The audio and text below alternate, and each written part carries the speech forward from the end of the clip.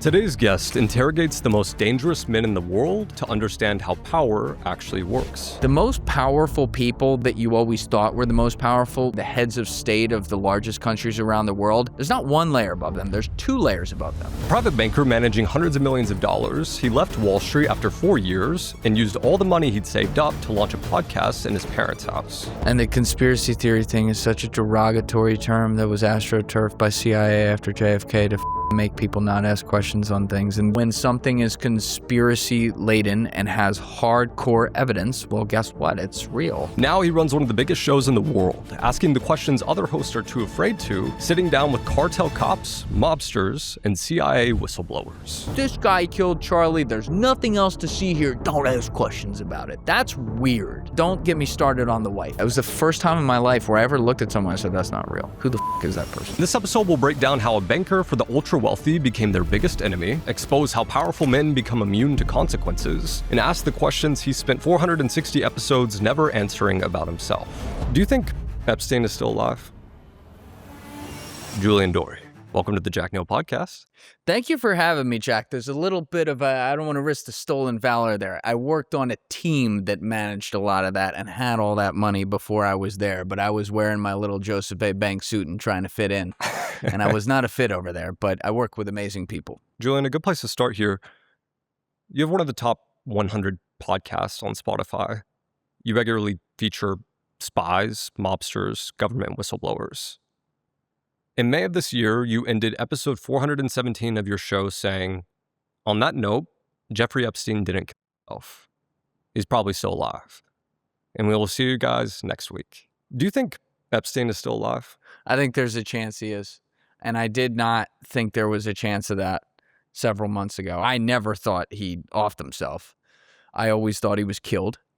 But when Andy Bustamante got this Discovery Channel show this year, I think it was called Conspiracies and Cover-Ups, he was going to be doing 8 episodes, filming out in Colorado, each one covering some sort of conspiracy.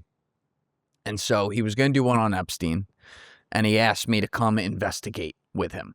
And he said, I want it to be like your podcast, because he's been on my podcast a bunch over the years.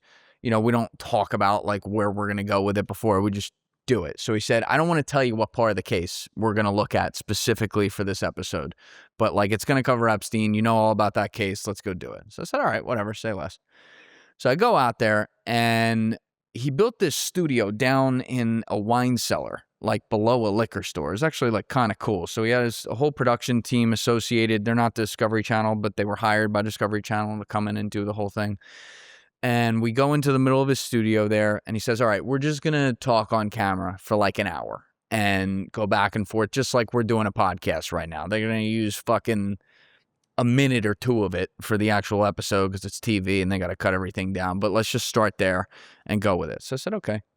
And we're talking, actually having like a pretty good conversation. Towards the end of the hour, he goes, well, in bringing you here today, I was trying to think about what part of the case we should look at in, you know, trying to determine something where there could be a cover-up or something. Obviously, there's a lot of cover-ups with this case, but something that's just so wild that it deserves a second look. He goes, so I decided to investigate Epstein's death. And I'm sitting there like, really? Like, of all the things, like, this is the most stereotypical one. Like, all right. There were so many other things we could do. But I'm like, okay. And he goes, if you turn to your right, do you see a door with caution tape on it? So I turn to my right, and right over here is a big prison door. I don't know how I didn't fucking notice this when I walked in. I think maybe they had something in front of it when I sat down and then removed it at some point. I look over, and I see the 2 caution tapes over like the middle little window spindle. And I'm like, that looks like the outside of Epstein's cell. And he goes, we were able to get the full schematic of Jeffrey Epstein's cell and rebuild it piece by piece down to the pill bottles on the bed. Let's go in there. It's like, oh, shit, okay. So we go in the cell. We spent a long time in there. They probably put 20 to 21 hours of filming time into a 41-minute cut. And you're in content. You know how much you got to... Right. I mean, you're slicing away a lot of what there is. So unfortunately, a lot of what we did in the prison cell, people don't get to see. But Andy had binders full of every single government report ever written on this that was released to public. That's an important note to make right there. In regards to the death itself or the in full regard case? to the death itself. He also had the official Bureau of Prisons schematic and manual, or whatever it's called. I'm not sure the official name of that prison in New York, and a layout as it's drawn that existed before Epstein was ever there of what each cell is supposed to look like. And he had also brought in, unbeknownst to me at the time until I got there and he told me about this, he brought in Epstein's suicide watch cellmate the week before. It was some guy who was serving a year for tax evasion, so they put him in that jail to serve the time. And when Epstein was on suicide watch, like he was there, they have people at the prison that are supposed to watch you, obviously guards and stuff like that. And then they also will pick some sort of like, I guess, well-behaved prisoner to also have like a fifth eye on the situation. So that was this guy. And this guy was able to confirm when he went into the cell that this was exactly what Jeffrey Epstein's cell looked like. He was like stunned when he went in it. And so we went in there and we started with the government story of how and where he offed himself with his bed sheets, the orange bed sheets that you see in all those famous pictures. And very quickly, it was obvious that he had not, there was no way to kill himself. And one of the things that didn't make the cut was we went to the right side of the bed, the far right side towards the wall, which is where they say he did it, and demonstrated how he would have had to perfectly leap off from a crouched position, the bed, at a perfect angle, almost like a Michael Phelps dive. And he's about 5'11", I want to say, Jeffrey Epstein was. Check that on me. It's been a while. But like whatever his height was, we had his height down. We had a full dummy at the exact height that he was. And in doing it, it was an impossibility, even if he were LeBron James in a 5'11", 6-foot body, that kind of athleticism. It was an impossibility that he could jump forward and correctly be able to break the proper bones to himself without his head on the way down hitting the hard metal like edge of the bed. It's impossible. And he had no blunt trauma. And he had no trauma back here. So right away, there were several other steps we took in other parts of the cell in case he had done it somewhere else and they either lied about it or fucked up the investigation and couldn't tell people the truth about it, where we determined he could not have committed suicide. So very quickly, the conversation was moving towards, well, obviously he didn't off himself here. But what really blew me away is then Andy showed me the corner of the cell. And the cell, I don't know how much the cameras can show this, but if we have a square, right? I'm not doing an Illuminati signal here. This is a fucking square I'm drawing, okay? This part, and Jeffrey Epstein's bed is here. The prison door is here. This corner right here had roughly like a 4x8 indentation. Like think of like an L where the wall, instead of having a corner, it creates a corner, like 2x2 or whatever. And Andy was able to determine through the schematics that two things. Number one, on the official Bureau of Prison schematics, it does not show that for this cell. And that this is the only cell that has that and is not shown on the actual layout of the prison. It does not show this vent. And the second thing was he was able to determine that it is an air vent. Like on the other side, it's open space. So the first thing he did is he said, go stand outside the cell and shut the door. So we did that. I go right outside the cell. He takes the dummy, like if the door is right here and the L is right there and the bed is right here, he takes the dummy on the other side of the L. He has me standing looking through the window like this. And he's fake choking the dummy. And he says, can you see me? Like if you were a guard looking through the window, can you see me right now? And I could not see him. So he said, right there, you have room to be able to, they could use this vent to get someone in there. Not even saying that's how they had to do it if they went to kill him, get someone into the cell. But right there, you could easily kill the guy right here and no one can even see it from the outside. That's number one. Number two, we go outside the cell after a while. I'm like, whoa. And then he takes out all the reports, the DOJ report, the FBI report. Immediately starts walking me through discrepancies between the two. In one of the two reports, I forget which one, they literally had a picture of a different cell, and he was able to prove it. Like, they used a picture and said, this is Jeffrey Epstein's cell afterwards. It wasn't the cell. He's like, well, that's interesting. And meanwhile, like, I've known Andy a long time. Right. Okay? I'm friends with the guy. I have told him to his face on camera and off camera since episode 97 I filmed that in April 2022. It came out beginning of May 2022. Of course, I still think he works with CIA, right? Like, I said this the other day. He could probably, assuming he didn't know how to lie on a polygraph, which is also possible, he could probably pass a polygraph if I asked him the question, do you still work for CIA? Because it's a technicality. Right. The one thing, the first 2 times I've recorded with him for episode 97 and 107 back in 2022, I remember it on the drive home from picking him up from the airport the first time. And then when he got there, he came in a car the second time as he was somewhere else in New Jersey.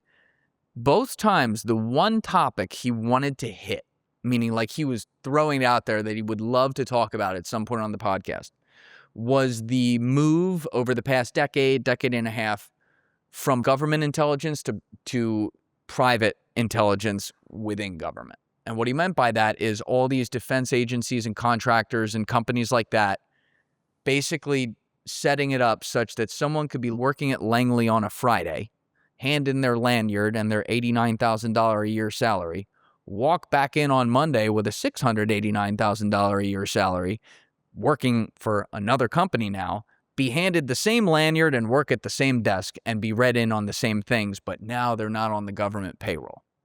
Do you believe that? Do you believe that? Oh, that happens all the time.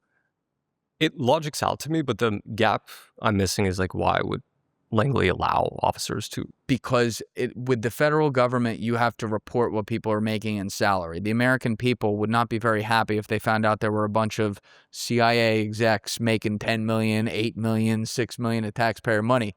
But if some, $1 billion contract went to one company, no one cares how they disperse that money. It's just a part of doing business with the government. But they're still loyal to Langley, the training and the values that they receive? I would think so. It may vary person to person for sure.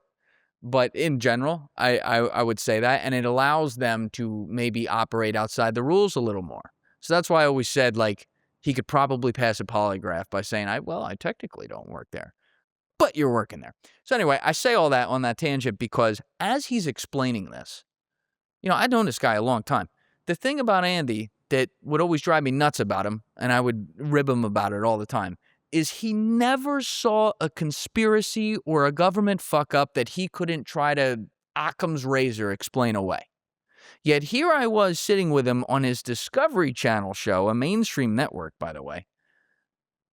And as I'm listening to him, I'm like, am I crazy or is this guy trying to tell me that he's starting to think this guy got out of there? Epstein got out alive. And so I said to him at some point, I said, are you telling me what I think you're telling me? He's like, what do you mean? I'm like, you, Mr. like anti-conspiracy, nothing to see here, don't worry about it, I work for the government. Are you suggesting that he may have gotten out of here alive? And I'm going to paraphrase what he said, but he didn't say yes. He just said, listen, man, I go where the evidence leads me. And that's why I brought you in here, because the evidence is looking really interesting about that scenario. And then there was one point, and I think this was off camera. I can't remember if this was on or off camera. But the ease with which he described a mission like this going down to get this guy out of this prison cell, he's like, oh, it's so easy. 3-man job. 3-man job and 2 people told to not say anything. Easy. And one of them's the driver outside. One of them's someone who works in the prison. The other's the inside man. Within 2 minutes, he walked me through step by step how you would do it, as if he was replaying things in his head that happened in other countries. And then I think to myself, well, this is New York City. This is America. How could that happen? And he's like, easy. To you, what's the single most convincing piece of evidence that he is still alive, Epstein? The vent that's right there would suggest it makes more sense to me based on what we were looking at.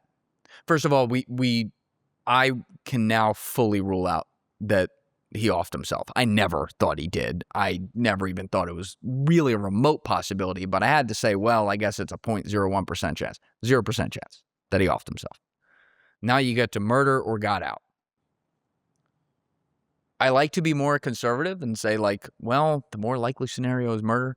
The reason that I think this is such a toss-up is because that vent makes way more sense to be able to hide someone for, if you needed to, 3 days, but at least a short period of time to be able to then move them out of there in something like a laundry cart. So there's a vent that Epstein could fit within inside of his cell Yes. that wasn't inside of any of the other cells in the prison? That's right. And it wasn't on the Bureau of Prison schematic.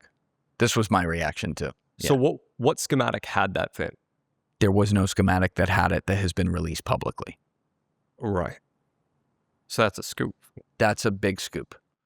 And like he built this cell, like I said, down to the detail. The pill bottles that you see in the pictures that were on that, they're all in like the same spot. You know, and we're talking about a guy, this gets ignored. He had a yellow notepad with a full escape plan and everything, writing down countries, names, places. Andy has all the pictures of it. Where? He had it in the cell. This was not a man who was, because that was another thing. He had an escape plan Written down in the cell? Yeah. Did it have a vent on it? It was like, I hate to give Jeffrey Epstein any kind of credit, but it was like watching an ADHD, very high-functioning mind jot out ideas. It looks like Heath Ledger's Joker diary, but it's brilliant. Similar vibes with the Epstein thing. Like it's like a full I mean, you could do a full investigation just on what he wrote on that pad. But the guy who was in his cell with him, Bill Mercy, Bill always said 100% Jeffrey Epstein cut off. Oh, he said he was depressed, the whole bit. Yeah, I know people love to say he didn't. 100% he did. And they showed a little bit of it on camera of what they got, but the whole crew told me about that because I wasn't there when he was. He was there the week before me. The whole crew, including the girl who picked him up from the airport and talked with him for an hour, where he was like, oh, yeah, he totally killed the whole bit. He was shook when he left the cell. Once Andy had taken him into the rebuilt cell and he looked at everything, they went through everything, and he said, I really got to reconsider this. Then he pops up on TMZ like a week after the episode comes out, and he's like, nah, he killed himself. I'm like, that's kind of weird. I can tell you what was told to me is he did not walk out of there thinking that day. Now, maybe, he goes home and he starts to be like, I'm just seeing things. That's possible. I've never talked with the guy in my life. I don't know him. I don't know who talks to him. I have no idea. And I don't want to run with things that I don't know or have no proof of. It was just like a little strange. They like went on TMZ and suddenly was like, no, I still think he killed himself. I don't have any evidence personally. I'm not too familiar with like the schematics of the cell and like, all the details surrounding what would make him be alive. But I am familiar with like the messaging I remember at the time, which was, it was the biggest meme on the internet. And I say meme, but like it was just a saying that everyone repeated, like Epstein didn't delete himself, And then there was a huge argument around that. And then now it's like a question of, is he alive or did someone like strangle him or kill him, like you're saying? And what I've noticed is being pushed really hard on social media is like this Palm Beach Pete guy. Have you seen this? It's really strange, yeah. He's very strange. I'm Palm Beach Pete, and I look like the world's most notorious pedo. Here's a piece of pizza. He's such a weirdo. Do you think people are interested in that, or do you think that's being pushed to distract from the fact that I think some of it's being pushed. He's doing some things on purpose, like eating the slice of pizza in the kitchen. Like, yeah, that's going to help, theorists out there. I really don't love paying attention to the guy. I did have Matan on, who did a hilarious interview with him. And, we talked about that a bunch there. But, like, the guy, I think the guy's just a weirdo. I don't think he's Epstein. And that's the thing. It's shocking how many people think he is. Yeah, but people are like, if the elites have like this face transplant thing down, I was unaware that's like a thing. But if they do, I don't know. If he got a face transplant, like, if I'm Jeffrey Epstein, I'm asking to be a fucking Asian. I'm not saying like, yo, remove me 5 tints from where I am and make me like a little gayer. Like, that's not what I'm doing. I'm like, make me an Asian. Fuck, make me black. Do something. Like, I'm not trying to be like a doppelganger of me. I don't know. I never went for a face transplant, but that's just how I see it. All right, so imagine you need financial advice and you ask your buddy who lives with his parents and regularly talks about how he just hit a parlay and has inside info about prediction markets. Like, why would you do that? This guy can't even manage his own money and you're asking him about investing? There's a reason you wouldn't ask someone broke to handle your finances. Just like there's a reason that Morgan & Morgan is America's largest injury law firm. Not all law firms are the same.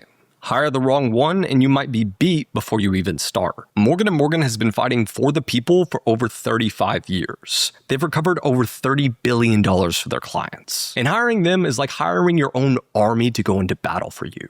They've got over 1,000 lawyers with 100 offices nationwide. If you're injured by someone else's negligence, you deserve to be paid. And their fee is free unless you win. So if you're ever injured, you can check out Morgan & Morgan. For more information, you can just go to forthepeople.com/Jack Neel and see if you have a case. Again, that's forthepeople.com/Jack Neel.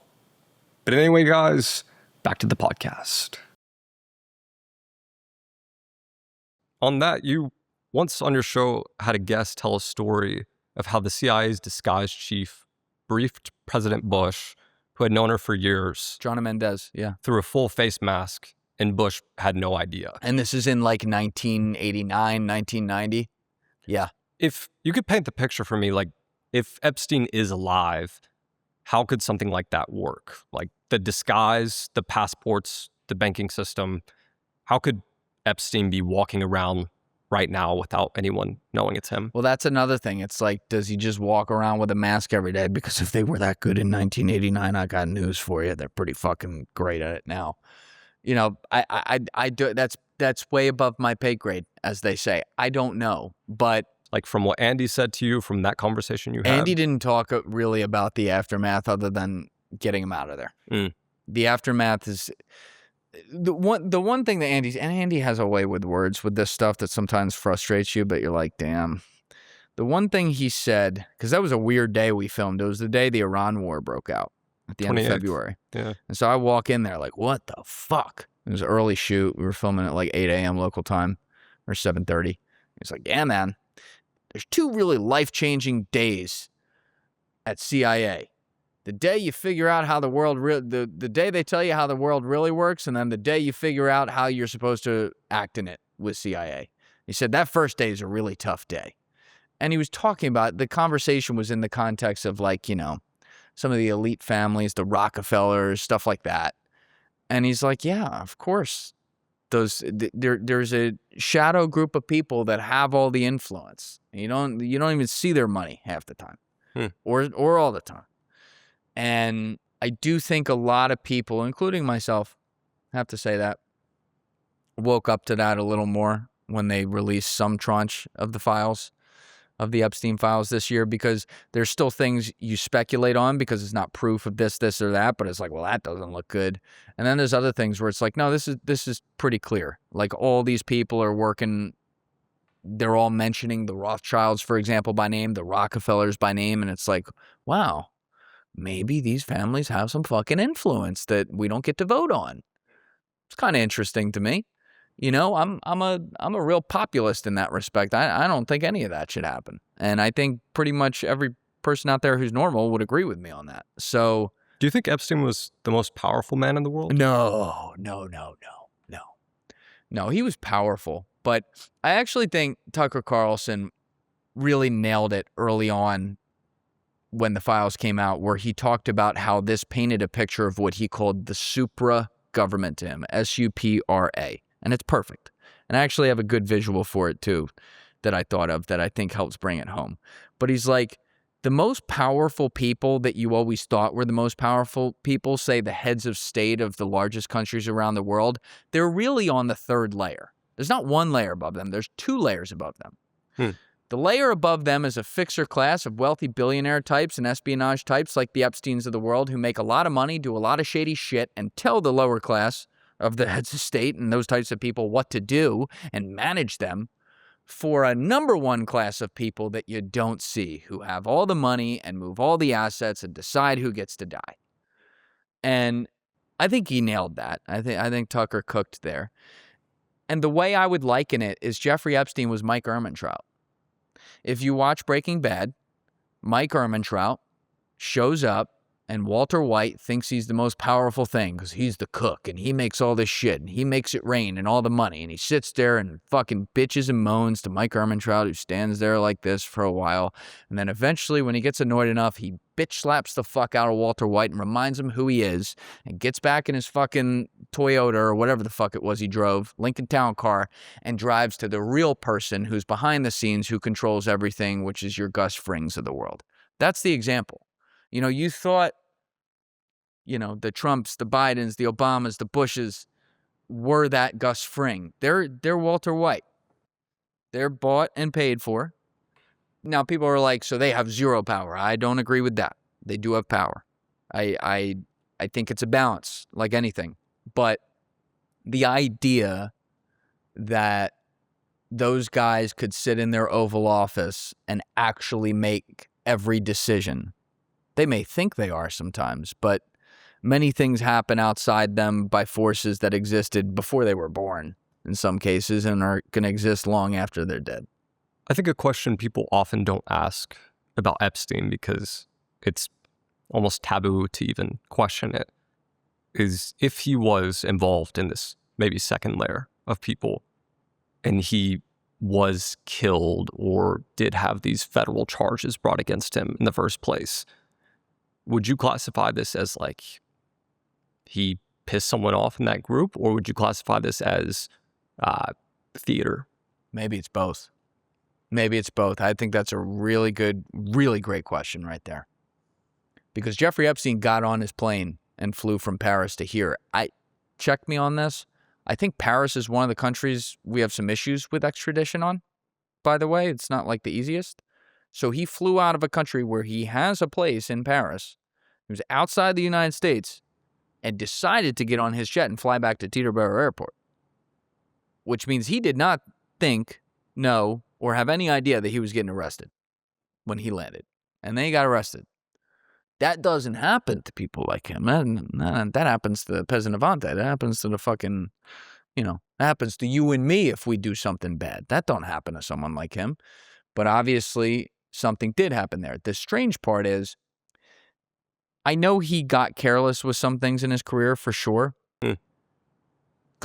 His fucking existence.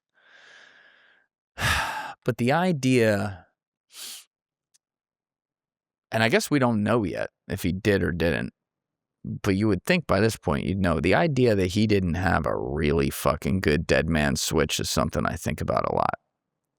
It's like, that doesn't really add up to me. This is a guy who, if we were sitting in his house right now in fucking 1999 or something, the fucking pen on the table has a camera in it. I mean, the blades of this carpet have cameras in it. You telling me he don't have compromat on fucking a lot of people? I don't buy that. And so it's a great question. I don't have an answer for you. It could be that mix of both. I don't know. One possibility is that it's all theater, and in that possibility, yes, he's alive. That's the only way that makes sense. When you think about the first, second, third order effects of the story, the theater, what might it be? Just want to stress test that a bit. I haven't thought about this. Here's how I think of Epstein. You seen those videos on social media where it's like you see the side of an embankment and it's close up. It's one of those satisfying videos, right? And there's like a long weed right there or something stuck in the side and someone's like pulling on it, yanking it, and you're like, why? Fuck, it's 2 a.m. Why am I watching this? All right, hold on, let's put it on 2.0 speed. They're pulling, they're trying to go, and the more they pull, you see a little trickle of water coming out. And I think it's a little bigger. A little bigger, a little bigger. And then suddenly, boom, they pull it and it goes, and the water goes everywhere like a dam just broke. I think Jeffrey Epstein's that weed. I don't think he's the water. I think he's that weed. I think he's just the first one that we can really have a grip of some of the sadistic shit that he was involved in, that he got other people involved in, that is a real underbelly of society in this country and around the world, to where if you pull more and more and more and more and more, maybe actually figure out the whole game. Cynically, I don't think we'll ever figure out the whole game. Right. Because the game would be over, or it'd be different. Over. Yeah. But I will say this. I'm an optimist.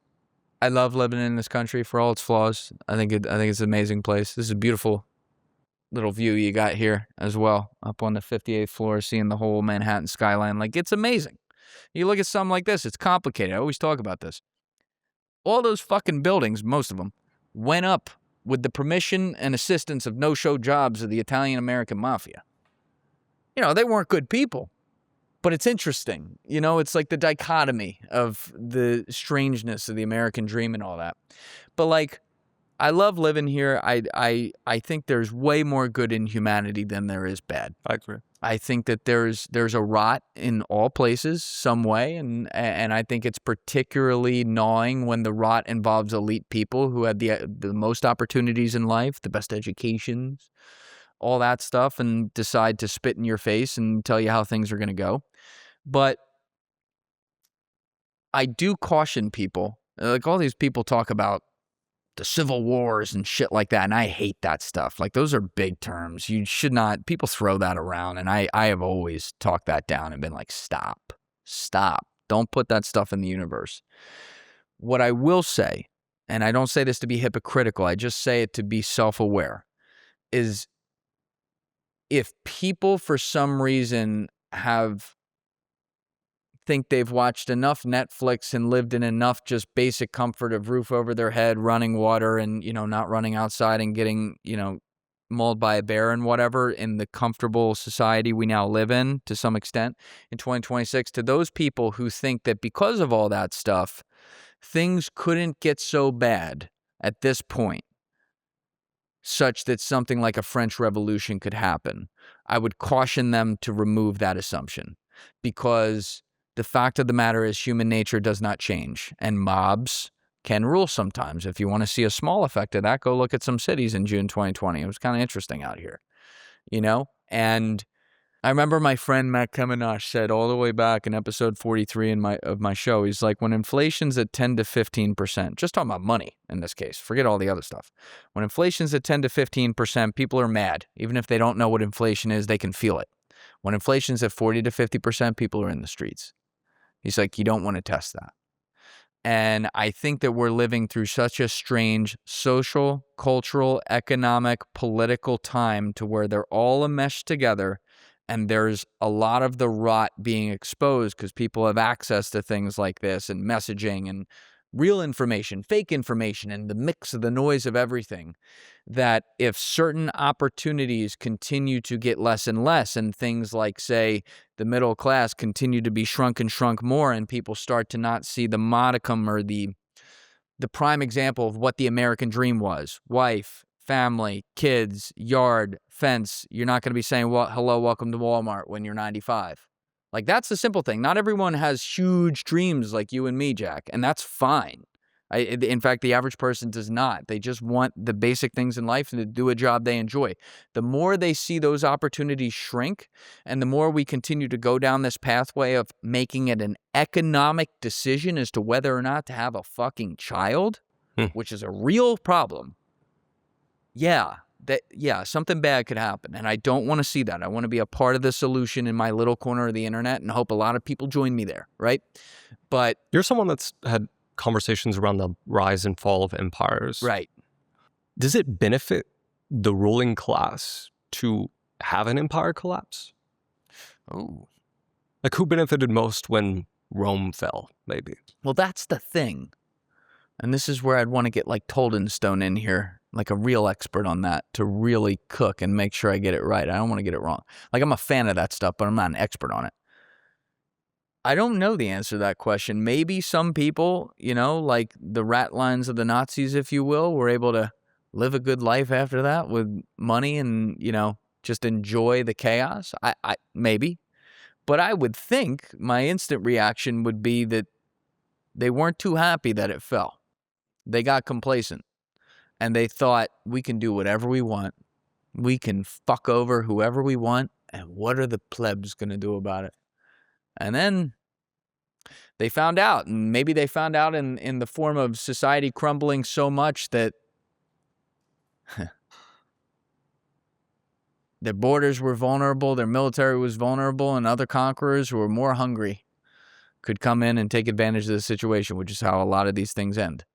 So it's a very good question that I'm not entirely sure the answer to, but I guess those are the possibilities. That's interesting. Yeah, I think the way humans operate in general, we're kind of designed for some of us to be so greedy that every empire collapses inevitably. Yes. You know, and that's It's really a one of the cycle. main things that leads to it. But I do want to pull back on, like, you're someone that's sat down with various victims of Epstein, and we said something along the lines of it's all theater. And to someone like me who hasn't met a lot of people associated with Epstein or like talked to like any of his victims, it's like, is this guy even real? You know, but like you're someone that knows that's the case. Episode 394 and 398, you had a woman named Lisa Phillips on your show, a survivor of the many crimes of Epstein. What was the most disturbing thing she told you about Epstein? His eyes. The way he looked when he was doing it. There was no... He was the worst kind of sociopath. He was the one that could feign empathy but feel none of it. I hope I'm saying that right. So if I didn't do her justice, I apologize. But the way when he was first attacking her she was attacked on the island for the first time.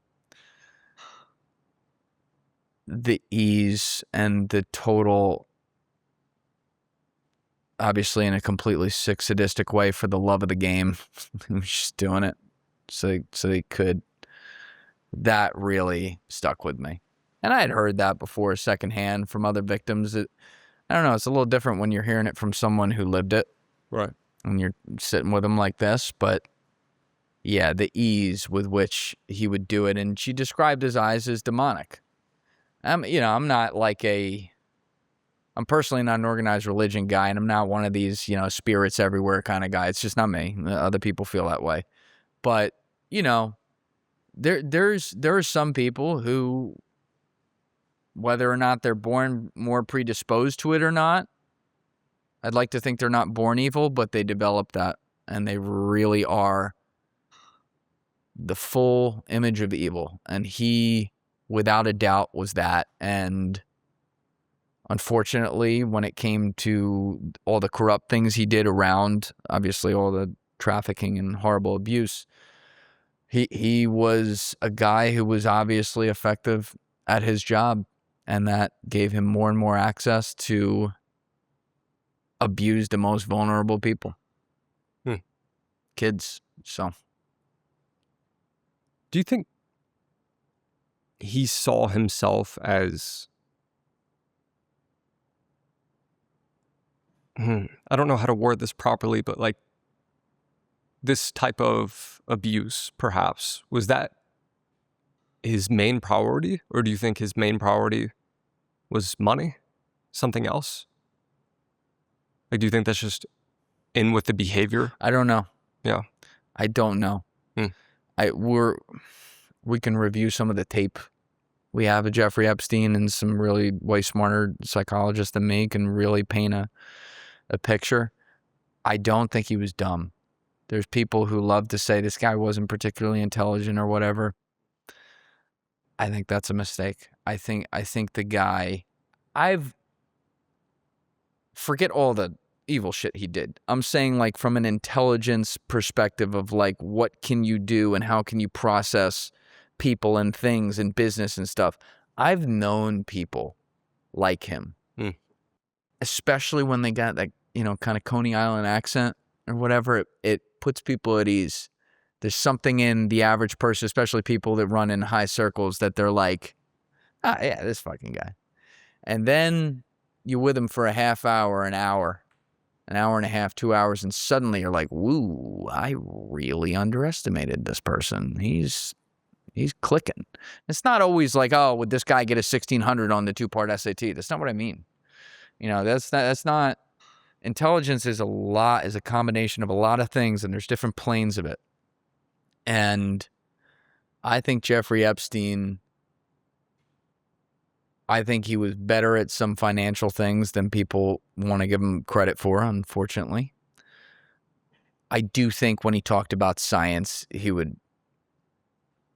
wasn't dumb, but he would try to impress people, and he'd be a charlatan and overshoot his actual intelligence on some of it. That doesn't mean he didn't click on some other things with it, but I think there's good evidence for that. But I also think he unfortunately had a really keen feel for human weakness, and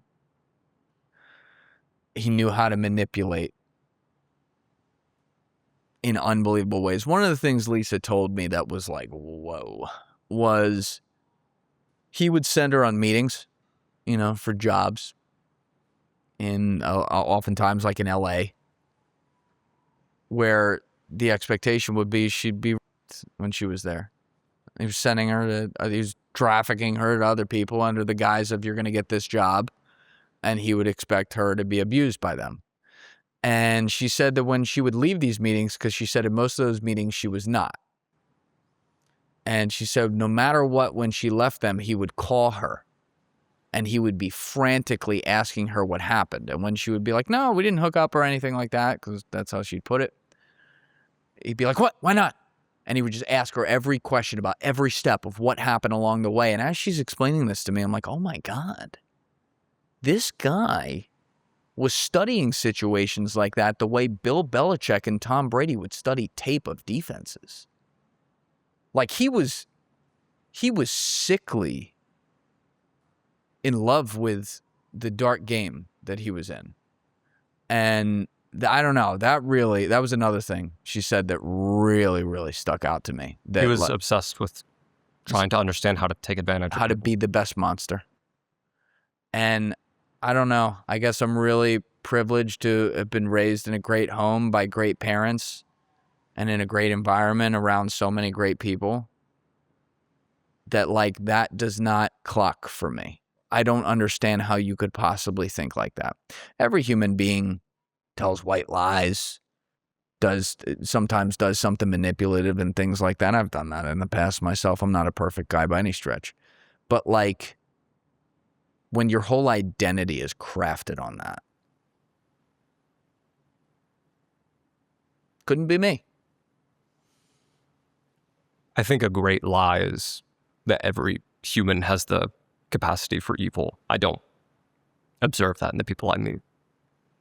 Do you think it's that they don't have the capacity for it, or that it would be better stated as every human being has the capacity for evil? Some just require more of a push. And what I mean by that is the environment could push someone to do that. Even the best souled person born, if that's a thing. They get put in a worse enough environment, they'll get... Yeah, I think it's probably that. I think that they have to get some reward out of it and maybe have some experience with it themselves. But that's right. On a different note, when you filmed an episode with former CIA officer John Kiriakou, there was one email from the files that left him speechless. Yeah. What email in the Epstein files were you surprised that no one talked about? That's a great question. There's so many. There's so many. Yeah, I just had in Andrew Lowney, who's a great journalist and author over in Britain, who's written a lot of great books. His most recent book was on Prince Andrew. And Simon & Schuster canceled the contract last minute when he wrote it. Said it was unreadable, which is hilarious. And he the coolest dude ever. We had so much fun with him. But he's in America right now for a week or two. He was out in the Hamptons and talking with some sources while he's out there too. And Peggy Siegel beelines it for him. Peggy Siegel was the PR lady in New York, and she was also Jeffrey Epstein's PR lady. And she was the one who was recrafting him after he left prison. She knew damn well what he did. And I'm just using this as one of many examples. But he hands me the paper in her handwriting with her phone number at the table. And he's like, yeah, I was shocked too. I was like, what the fuck? She's on emails with him talking about finding pieces of meat to inseminate so that he can have a child with a baby mama who will play ball. You know, she's on other emails talking about how, no, this makes you sound like a pedo. And it's like, yeah, I want to know what the fuck people like that were thinking. But when you're talking on a grand level, I know I'm going to get out of this sit down and then be like, oh, there's this one and that one. And I not even remember some of the most important ones on the spot. But the one that made John speechless that deserves another look was the Shadow Commission email about 9/11. On one end of the spectrum, if I were in a court of law and I had to look at this on a balanced way, remove emotion from it. On one end of the spectrum, you could say Ghislaine Maxwell, and I believe the journalist Ed Epstein, no relation, that she was talking with. I think that's who it was. It's been a while, so check me that in the comments. But she's talking about the Shadow Commission that's getting set up for 9/11. Very directly. On the one end of the spectrum, you could say she's joking. It's possible. Evil people joke too. But, you know, that was the email that John was shocked at. Because I do think, as much as John has a huge bone to pick with CIA, righteously so, by the way,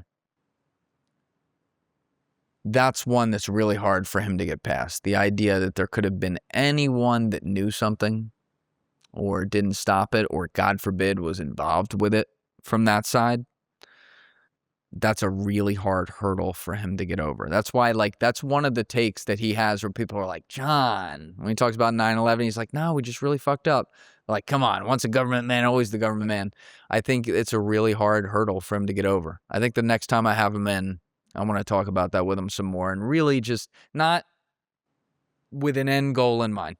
I just want to get his full background on how it was told to him, what happened, what he thought at the time, what he thought as the years went on, what theories he thinks are crazy and why. Not to put him on the spot, just to let him talk. I think he's earned that right from some of the other things he's bravely talked about over the years, for people to hear him out on that and do it with an open mind. But I can tell you, in that moment right there, when he was reading that, I've never seen John Kiriakou speechless. That's one thing about him. I mean, I've done 6 podcasts with him. We've done 6 podcasts out in the kitchen before and after, too, that I'm like, fuck, man. Like, all right, just get in the studio. Like, God damn it. This is so good. You know, he's so affable, the nicest guy, answers the phone at all hours, too. Like, just really good dude. And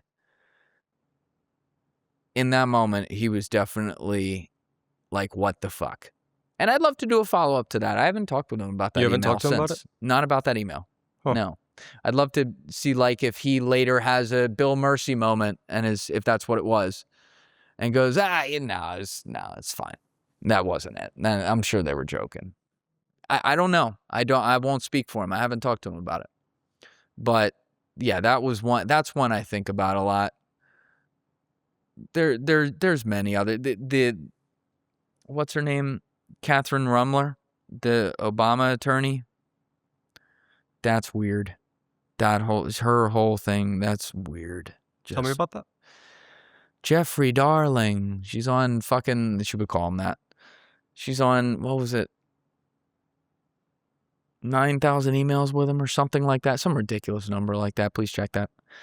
You know, and she was actively the White House attorney and dealing with him. And then she became, after Obama left, she eventually became the head general counsel at Goldman fucking Sachs. And then she was announced as having been on the schedules and the calendars and leaked Wall Street Journal stuff in like 2022, and she stayed on.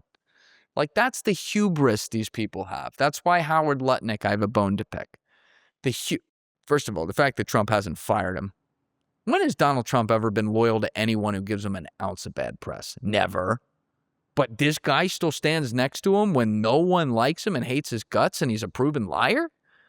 And he's a billionaire. He doesn't need that job. He has so much hubris, or dare I say, undertoned motives, to be like, yeah, fuck you. I'll still keep this job. I'll be the commerce secretary in the president's cabinet. What do I... It's that pisses me off.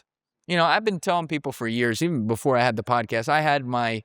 Now there's a term for it, but I didn't know this term at the time. I had my black pill moment in the end of 2017. I had been liberal in my life. I had been conservative in my life. I'd kind of seen both I was never an extreme on either one of those, but I was like very firmly, there were probably 2-3 years there where I was a very firm liberal. And then a couple years where I was very firmly, like, definitely conservative. And then I realized, oh, it's all bullshit. Oh. Was there a single thing that led Yeah, you the to Roy Moore thing.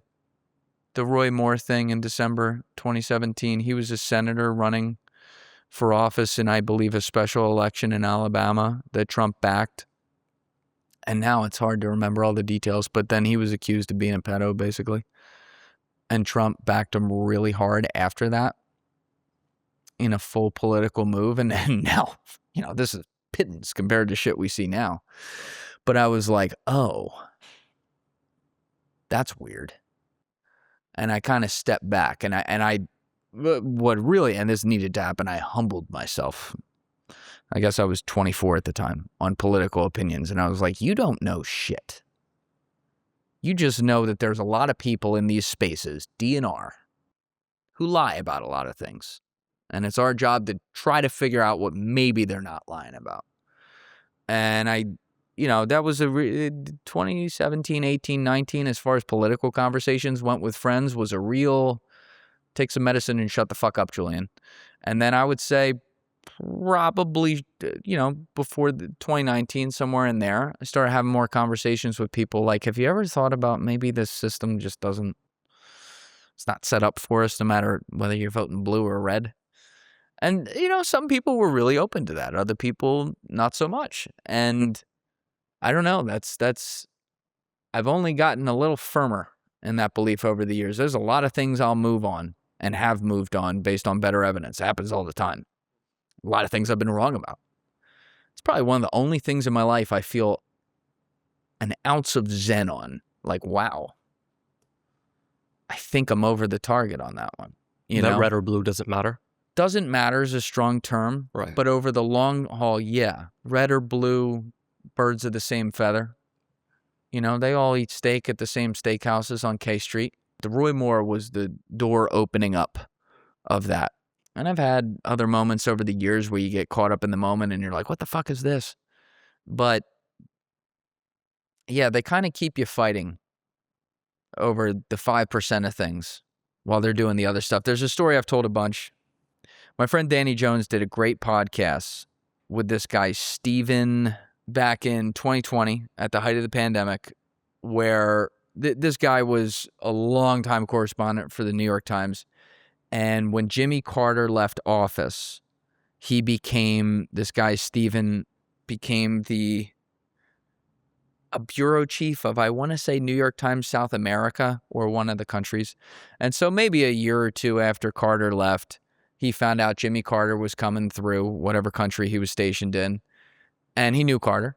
So he's like, all right, I'll hit him up, see if he wants to get like a drink or something. And he hits up Carter, and I guess through his people. And Carter says, yeah, sure. So they go get a drink, and they're talking for a while. And I guess they get a couple in him. And he's like, you know what? It's been long enough. He's been out of office a year or two now. I can ask him, what's it like? What's it like to come in there and be president? And Carter's like, oh my God, you have no idea. It's nuts. Like, you just walk in and you have access to so much, and you're suddenly in charge of, like, the top of what we see. But it's still a powerful position for sure.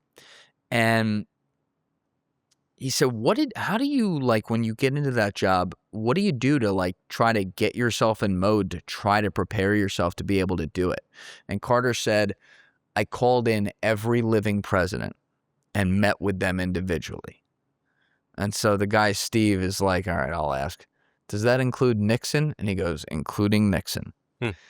And so he's feeling himself, and he's like, I'm thinking, fuck it, I'll ask him, who gave the best advice? And Carter had a real shit-eating grin, and he goes, Nixon. And he goes, why? And Carter says, Nixon walked in there and he said, listen, everyone, Congress, all that shit, they're going to fight about fucking healthcare, taxes out in the street. Maybe you can move things 5% one direction, 5% the other, and tire yourself out on the way. That's all bullshit. The foreign policy, though, no, that's where you got the power. And the idea was all these things happen out of our view while we're all being distracted by something. And the real deals that make the world run, that we are a big piece of as America with the biggest GDP, there's some room for maneuvering there. And I mean, we've even seen it this year where Donald Trump can call something a military operation and somehow subvert Congress to be able to keep a war going with Iran. Like, that's just one of many examples. But that definitely, that's always been an eye-opening story to me, because that's what we do. We fight over things. I'm not saying these things aren't important, but I'm a very middle ground guy. I see a lot of things both ways, and I genuinely believe in that universal law of physics, which, don't shoot the messenger. This is what it says. For every action, there's an equal but opposite reaction to create equilibrium. I like when actions are here, so it's less violent. The farther they get, there's a lot of violence to get to equilibrium. And that's what they do when they throw, all right, this week, here you go. There's healthcare, fight over it. All right, here you go. Abortion, go fight over that. All right, yeah, taxes, fight over that. And then while we're all doing that, the 99% of us, the 1% is like, okay, they're distracted. Let's do the real shit now. And that's why this year's been interesting, because that Epstein thing was a big problem for him. But I mean, I don't know. Maybe they started a whole war because of it. I don't know. But yeah, this past year, we've had the Epstein files, the Iran war, the UFO files. Fake. They were fake. Last year, we had the death of Charlie Kirk. Mm-hmm. Which one of those is the distraction, or is it all of them? I think it's a chain. It's a chain, but it doesn't mean these things aren't real. It doesn't mean these things aren't actual things that happen. It's like, what's the old phrase? Never let a good crisis go to waste, or something like that. Right. And then when one's like too big, you're like, all right, let's move into the next one. Missing scientists, let's go. And I got to cover it. I got to cover these things when they happen, because they're stories, and I try to wade through it. And I try to, especially when I can't see what it is yet, I am not afraid to punt at the beginning, which is not good for clicks and not the popular thing to do. But you have to gather information. You and I were talking about the Andrew Tate thing. He and Tristan are accused of some awful things. Interesting timing with some of that. And you know him personally. You and I won't bring that up. And you and I talked about that off air a little bit. And, I'm monitoring that situation, if you will. Right. If they're guilty, fry them. Fry them. If they're not, even if I think he's kind of cringe and I'm not a personal fan, being cringe does not mean you get to have your rights taken away and thrown in prison. Fuck that. And I understand why kids really gravitated towards him. And people don't want to look at that. Like, it's easy to dunk on some of the shit he says and some of the ways he dresses and the stuff he says and whatever. But, like, society was emasculating young men for years, and it still happens to an extent. But he was like a reset to the system. I understood where that was coming from. It didn't mean there weren't some things he said that I'm like, Jesus fucking Christ. But, like, they had people believing gender didn't exist. Or that you couldn't go out and use your testosterone as a fucking 15-year-old boy. And, like, if you had to guess, theoretically, if it all is a setup, what's the thing he said that pissed someone off? That's the $1 trillion question. I mean, he says a lot of shit. So, or do you think it's the archetype? That's a great way to put it. I think it's the archetype, if it was. But it's probably shit I can't see, or shit I don't, that's beyond you and I just talking about just the shit he says or the archetype he is. What did strike me, great job on your Dead Man Switch sit down with him. That was interesting. But, I told you I listened to that on a drive to the shore. This Deef was like, you got to listen to it. Like, just do it, because my buddy Joey Deef, who's with me, is not an Andrew Tate fan. He's like, you make sure you listen to that in the car. I'm like, all right, I'll listen to it. It's Jack doing it. I'll listen to it. But I listened to it on 1.5 speed, which was definitely trippy listening to that guy talk on 1.5 speed. But, and I talked to you about it afterwards. You said you really didn't have to edit anything other than the cut-ins that he was asking for, where he's like, please play that on the screen. But that motherfucker didn't stutter. for 3 hours and 21 minutes. There were a few times where he repeated himself for emphasis. Thought that was perfectly normal. He's telling the story of what happened from beginning to end. Now, is he telling all of it? Human nature says probably not. But if you were doing, these things that he's accused of, I don't know, maybe he's a generational talent communication-wise, but that's pretty fucking hard to do. I've sat across from a lot of people for 3 hours for a lot of years. Nobody's perfect.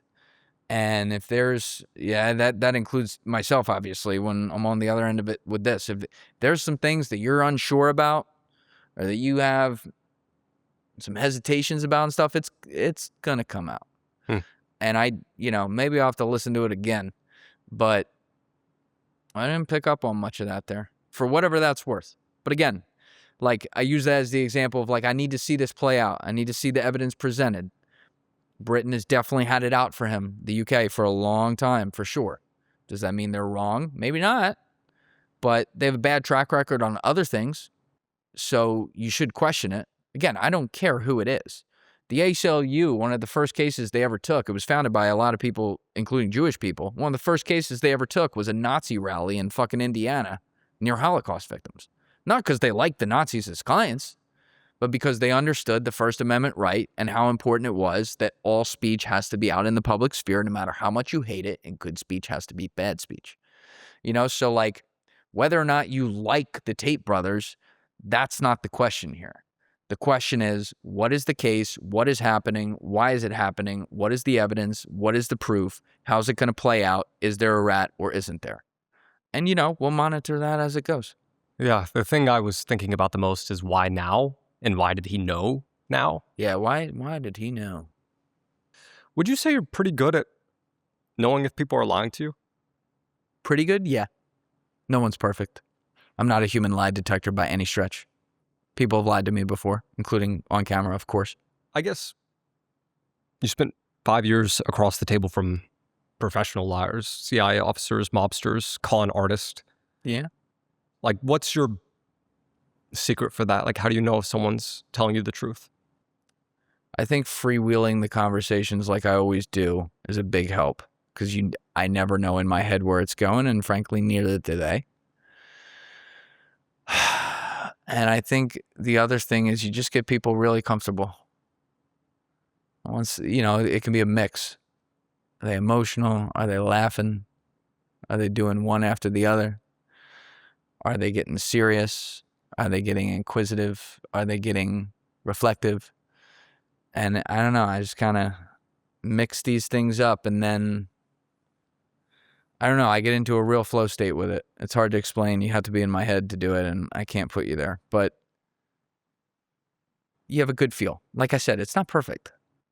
And there's sometimes where where it took me watching the tape back when I edited, and I went, oh shit, I missed that. There it is. That's happened to me a few times. Oh yeah. But, then there's other times in the room where I know it, and then in my head I just have to be like, now how do I want to deal with that? I want to make this confrontational? Do I want to let it go and leave that to the audience to decide for themselves or figure it out for themselves? Do I want to guide the conversation in a way where subliminally I try to get across them that I don't think they've been fully honest with me, and I'd like to give them a chance to do that in another way and save face? I don't know. I don't have a choice. I don't have a idea until I'm in the moment, and then I start to process that just based on what the flow is. Many people have accused you of having feds on your show, and you've acknowledged that's most likely the case. What was the moment that you realized your podcast had been compromised, in a sense? I don't think if you've ever covered any story in the world, I don't think you're immune to having that having happened, including when you may never have known that it did. I've always said this, because I do a lot of different topics on my show. A lot. And the vibes are entirely different. I'm going to have it such that I did Charlie Kirk. We actually had 2 Charlie Kirk episodes last week because I had Baron Coleman in town for 2 days, and then the second one I brought in Joseph Scott Morgan, and the episode after that's going to be Matan. You never know what you're going to get. These are entirely different things. But when I get into some of the geopolitical range, I've always said I like the guys who have it on their resume, because we all know that. When Andy Bustamante walks in there, it's on his resume that he was at CIA. We all know he's a spooky person. And now it's on us to figure out where he's taking the government line and where maybe he's making a good point. And that's not for me to just, I mean, I can decide for myself, but that's for everyone else out there listening. I like the fact that the camera's on him. You get him for 3.5 hours and you get to hear these people. I've always said I like them sitting right in front of me so all you can see them too. And then we can figure out what the narratives are. But what bothers me is the idea that maybe once in a while, and I think it's far less than people think it could happen, but I do think it's a real thing, is when you get someone in there on something that has nothing to do with anything. Maybe they have a life story. Maybe they're an author, random shit. I don't know. And you get that feeling, maybe during the podcast, but particularly after, that there was one weird thing that happened or 2 weird things that happened, and you wonder if that's like a little bit of psychological conditioning. And I have wondered that before, a handful of times on certain people. And then there was psychological conditioning. Yeah, like, you know how they would have had, I'm trying to think of like simple shit, pop culture shit, like movie shit you've seen, where someone's talking normally on some public platform, and maybe they're talking for an hour, and in the middle of it, perfectly within the context of the story, they insert a phrase, and then someone at home goes, "Oh shit, that's the signal," and you're like, there it is. Something like that. Little teeny things that could be like, why'd they just developed everyone's trust because of this other thing they're talking about for an hour and a half, and now they just threw in that side one-liner right there about this other thing that may convince a lot of people that because I trust them on all this stuff, maybe they're right about that too, and now they've moved the needle 1.5%. They do that 10 times on 10 different shows, they've moved it 2.5%. I don't know. But I think about that, and then there was one situation that, yeah, I talked about it with Mike Ritland when I was on a show, but I didn't give any details, and I never will. But there was one situation where I was like, yep. And no one, yeah. And it was the rhetoric? No, it was worse than that. It was once I looked into him, I was like, oh, you're not even good at this. And yeah, I'll just leave that at that. That was really disappointing. I don't know what the plan was there. Yeah, I always get skeptical of individuals that go on podcasts a lot, and it's not clear their business model. That's very fair. Very fair skepticism. I share the same skepticism with you. Right. I think that was the first thing I asked you about. Yeah. Fuck if I know, but yeah, you're right to be like, that's weird. Right. You mentioned Charlie Kirk, and you've done some recent episodes surrounding that case. September 10th of last year, Charlie Kirk was assassinated while speaking on a college campus in Utah. The official story is that 22-year-old Tyler Robinson did it alone from a rooftop 142 yards away. Do you think we know who killed Charlie Kirk? I don't know. I'm open to a lot of things. What I do believe is that they're hiding something. When you look at the decision trees of possibilities here, I don't see a lot of scenarios anymore where we're not being lied to about some form of the government's official story on Tyler Robinson went up to the roof and killed Charlie Kirk with a 30-06 because he was dating a trans guy and he was really upset about what Charlie Kirk said. End of story. Nothing to see here. Yeah, to quote Trump, the 2 mornings after it happened, yeah, we got him. So that's it. Yeah, no, I don't. There's too much bullshit around it. That said, I do think it's a really toxic conversation online. I agree. Do you think that's the wrong question? Who killed him? Wrong question. Well, what would the right question be? Why? Why? Why then? Yeah, but I think they actually are asking the same thing, though. Because if you're asking who did it, once you can determine that, then you can get to the why. But if you ask why, then you can also get to the who. It's like, who's on first kind of thing. Like, I don't know. Like, I see what you're saying, but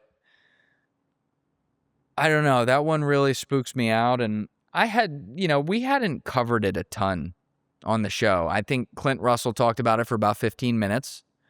When Alessi came up, my guy Alessi, who's worked with me forever, he lives in Florida now. When he came up and stayed with me for a week, we did a podcast on his show where he asked me about it at one point, and some of those clips went viral where we talked about it. And there were a handful of episodes where it got mentioned. I was on air when he got shot, so that there was 10 minutes there, which was really a kind of surreal.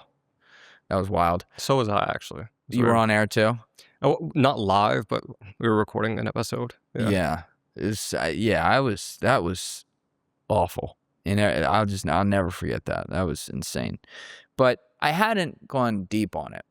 And then I went to bring on my friend Joseph Scott Morgan, who's one of my favorite people in the world, who's like the preeminent forensics guy online and on TV, has been forever. The OG of the game. He covers 100 cases at a time. So I brought him up here. We're going to talk about whatever fucking cases he's working on. I knew we'd hit Charlie Kirk. So we start talking about Charlie Kirk a little bit right before. Turns into a full 3-hour podcast about it. I'm not an expert on that assassination by any stretch of the imagination. So with something that controversial where people are literally tearing each other's throats out online over it, that was my bad to make a full podcast on it. That was not great because there's details I don't know that also Joseph, who's looking at 100 cases, doesn't know. That's then maybe going to lead to him saying a couple things based on forensics that then aren't even relevant, which is what happened. And then people jump down his throat, which was totally unfair to him. They should have been jumping at me. And Alessi had hit me up about 3 weeks before that episode and sent me Baron Coleman. And I'm like, yeah, I've seen this guy. I've seen his clips. He covers the case. He goes, yeah, we should get him on. People are asking for him. And I said, let's do it. I got Joseph Scott Morgan coming in here in 3 weeks. Let's hit Baron up like 2 months after that, and we'll do like a deep dive on it. Okay. So then this podcast comes out. I fucked it up. And I was like, I want to get this guy on now. Like someone who's looked at this every single day, get a chance to ask him about it and let everyone hear it. And I got him on the phone, had a great conversation with him for like 90 minutes. And I had the idea. I was like, you know what, Baron, could I bring you into town for 2 days, and the second day I'll bring in Joseph Scott Morgan? And Baron's a lawyer by trade. I'm like, this would be amazing to have like the chief public investigator of this, who's a lawyer, by the way, be able to sit in a room with the forensics guy who's strictly looking at the investigation, how it should have been done, what was done, and he can respond to that as to what was right, what was wrong, what would be right, would be wrong that we don't know about yet that hopefully would come out at trial, and give a full breakdown of like the crime scene. You guys take it wherever you want. And Baron was like, all right, let's hop on a Zoom and talk about it. And we did for like an hour the next week. And he's like, fuck it, let's do it. And then Joseph was like, hell yeah, let's do it. And so I brought in Baron, did a really in-depth podcast with him on a Friday. And then the next day, Joseph came in and we did 4 hours, 15 minutes. As it turned out, starting with the shot at roughly 12:30 on September 10th. And we finished with his body leaving the morgue and just went through. I mean, my God, those guys were turning over everything. And it was very thorough. It was very evidence-based. It took out a lot of the opinions. I have never seen such unanimous, like, just appreciation for looking at the facts as best we could towards those two guys as guests ever in the history of my show, which is really cool. But that was me also like, hey, you know what? I jumped into this, didn't mean to, my bad. Let's make sure we cover this 360 and let the people do with that what they will. So after having done all that, yeah, I smell a rat. Does that mean it's all the way over here? Maybe not. Could be. But it's definitely not all the way over here. And when I say this one, government narrative's correct. It's not that. And I'm open to Tyler Robinson having been a part of it for sure, and maybe actually having fired the shot. Maybe he did. Maybe he fired a miracle shot, that somehow just broke the arteries and did an exit wound and all that. And he really could make that shot and, somehow wasn't limping and somehow had a 42-inch rifle stuffed up his pants and, was able to make it across the roof in a military crawl and then get down in a military belly crawl and perfectly execute the shot. Maybe. Probably not on that. So who else is involved? If he is involved, okay, cool, fine. Who else is involved? Who else was there? That means that someone's out there right now walking free who was involved. And why were they involved? Who did they talk to? How did they get involved? I mean, we live in a world where, you're not putting on a tinfoil hat to say, like, when you have CIA admitting, like, yeah, MK Ultra was a thing, but we canceled it. Get the fuck out of here. They were dunking punch bowls at CIA parties with LSD to do it to their own people just for the fucking love of the game. And like, I mean, I'm just reporting facts here, just the facts check, And at the same time, you have the kid in Butler. Nobody talks about that one. He just suddenly like got on the roof and said, yeah, I'm going to take a shot at this guy. Yeah, and that was one of the things Joe Kent told me that really bothered him. When he got into that position, he was ready to really investigate Butler, and he was stonewalled from doing that. Why is that? Pretty interesting. So, yeah, you should ask questions on all these things. And, there's these weird movements online where people yell at the people for asking questions. I find it really funny that, I never paid any attention to TPUSA. I paid attention to Charlie Kirk. I knew who he was.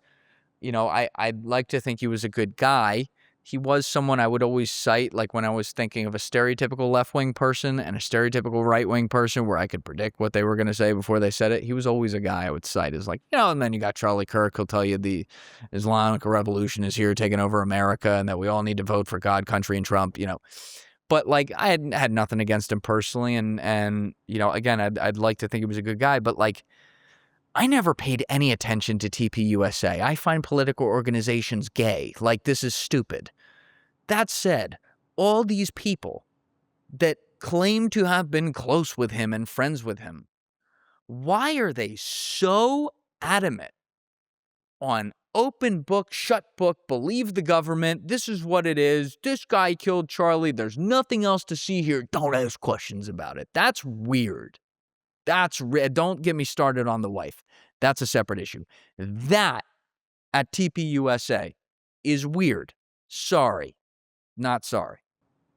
Yeah, that's a question no one asks. Like, what the hell is Turning Point USA in the first place? It's like, I know. Who funds it? Who's in it? Like, I don't know any of these people's backgrounds. Like, I haven't looked into this. I think it's a good question. I've learned a lot about that with this case, about like how these places work.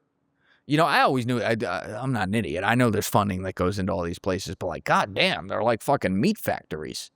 Like, this was something that Charlie Kirk started as like an upstart, 20-year-old who had some political ideas. And then because he was charismatic and developed his own movement and was a social media presence, he was able to grow it. And I thought that was different than like a think tank, like Hudson Institute, something like that. I thought it was like different. Hudson Institute's like one of those Washington inside K Street funded out the fucking ass by all these things we can't see. Here's what the opinion is, and now it's going to become policy, and no one gets to vote on this kind of places. Whereas TPUSA is a political, right-wing organization, but it felt a little more grassroots, a little more. He went viral on fucking Instagram and, used that as a platform. And then now you're seeing it and you're like, man, behind the scenes, it was not that way. Yes, he built a brand for himself, but then the money came out and hey, he was a kid doing this too. I want to have some empathy for that. He has political beliefs, his ideas on the world. That's fine. You can agree or disagree with them. But like, fuck, if I would have known how that all works and suddenly this guy's paying me because it's only because he likes a couple opinions I have, and the minute I dare to find better evidence, he's going to suddenly say I'm a traitor. That kind of relationship, that's a weird one to me. I'm glad I'm not in something like that. That's taking money from people and then it's understood that you're going to do these things and say these things. I don't like that. Right. It's dangerous, but profitable to take money for having opinions, being a certain brand. It is profitable. Barron says he was making 25 to 30 mil a year. Charlie? Yeah. Now he had book deals. He had different streams of income. He had speakers fees because he would speak at conferences and stuff like that. But 25 to 30 a year as a person, as a 32-year-old running a political action organization, that's... YouTube doesn't pay that well. No. Send me money, Jack. I need it, you know? But like, that was wild to me when I heard that. I do own a Honda though, so we're getting there. Did that conversation, I haven't had a chance to watch that one yet, but did you guys talk about Erika at all? In the Barron one, I did. In the first one, yes. In the second one with Joseph and him, we weren't doing any of the semantics. None of the circumstance. We were strictly doing, as it turned out, here's what happened at the scene. Here's what the investigation was. Here's who was involved. Here's how it was done. Erika came up with things like, for example, calling people, begging for his necklace that he wore during the shot, and it was given to her, so it was not kept as evidence, and then it was remodeled without the blood and everything so that she could wear it around her neck to this day. She got the microphone, and as I said on the podcast, the bloodied microphone, she put it in a glass case like it was the fucking Lombardi trophy and took it to a bunch of events where it's $10,000 a plate so you can look at it and cry. That's a piece of evidence. She's wearing another piece of evidence that now is no longer a piece of evidence because she had it fucking cleaned and changed.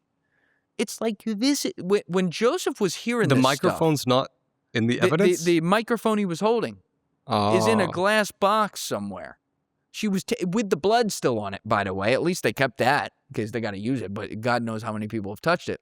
It's in a glass box. She takes it to these events where people are paying $10,000 a plate for fundraisers to look at a blood like that. On no planet is that not weird. I'm sorry. Like, I shut my mouth on her for a long time. And Danny Jones will attest to it. I was on to her from the moment she came out and gave that first live stream before the funeral. When she gave the first live stream 2 nights after he was killed, I was on to her. And I felt guilty about it. I was like, that's an impure thought, Julian. Why would you ever think that? It was the first time in my life where I ever looked at someone and said, that's not real. Who the fuck is that person? Like, that's not real. I didn't know who it was before. You know, I don't well, think I a lot knew of nothing people about her, but she came out. I'm like, that's not. Like that thing in your gut. I mean, you talk with people for long periods of time. We're pretty fucking, we can pick up on that stuff. But the average person can too. And I felt guilty about it. And then 2 days later, Sunday morning, after she did that, I got on the phone with Danny Jones. I talked to him all the time. And I was like afraid to bring it up. And then I was like, you see that video the other night? He's like, oh, the wife? Yeah, why? I'm like, what'd you think? Dude, it was so weird. I was like, oh my God, I thought that too. And he's like, dude, something ain't right. And he said, and I know Danny's wife very well as well. She's a friend. And he was like, Lexi was like, this ain't right. And women pick up on that better than men do. And she was like, something's wrong there. And, she's just, I'm sorry. It's relevant. She's made herself a part of the story. She just wouldn't fucking go away. She made it worse every single time. She came out and did something. She's never ugly cried. I know people grieve weird and all that. I'm sorry. Seen a lot of people grieve in my life. Seen some people grieve weird too, but I ain't never seen shit like that. If I'm wrong in the future and it's proved, I'll apologize. But I don't think I'm wrong there.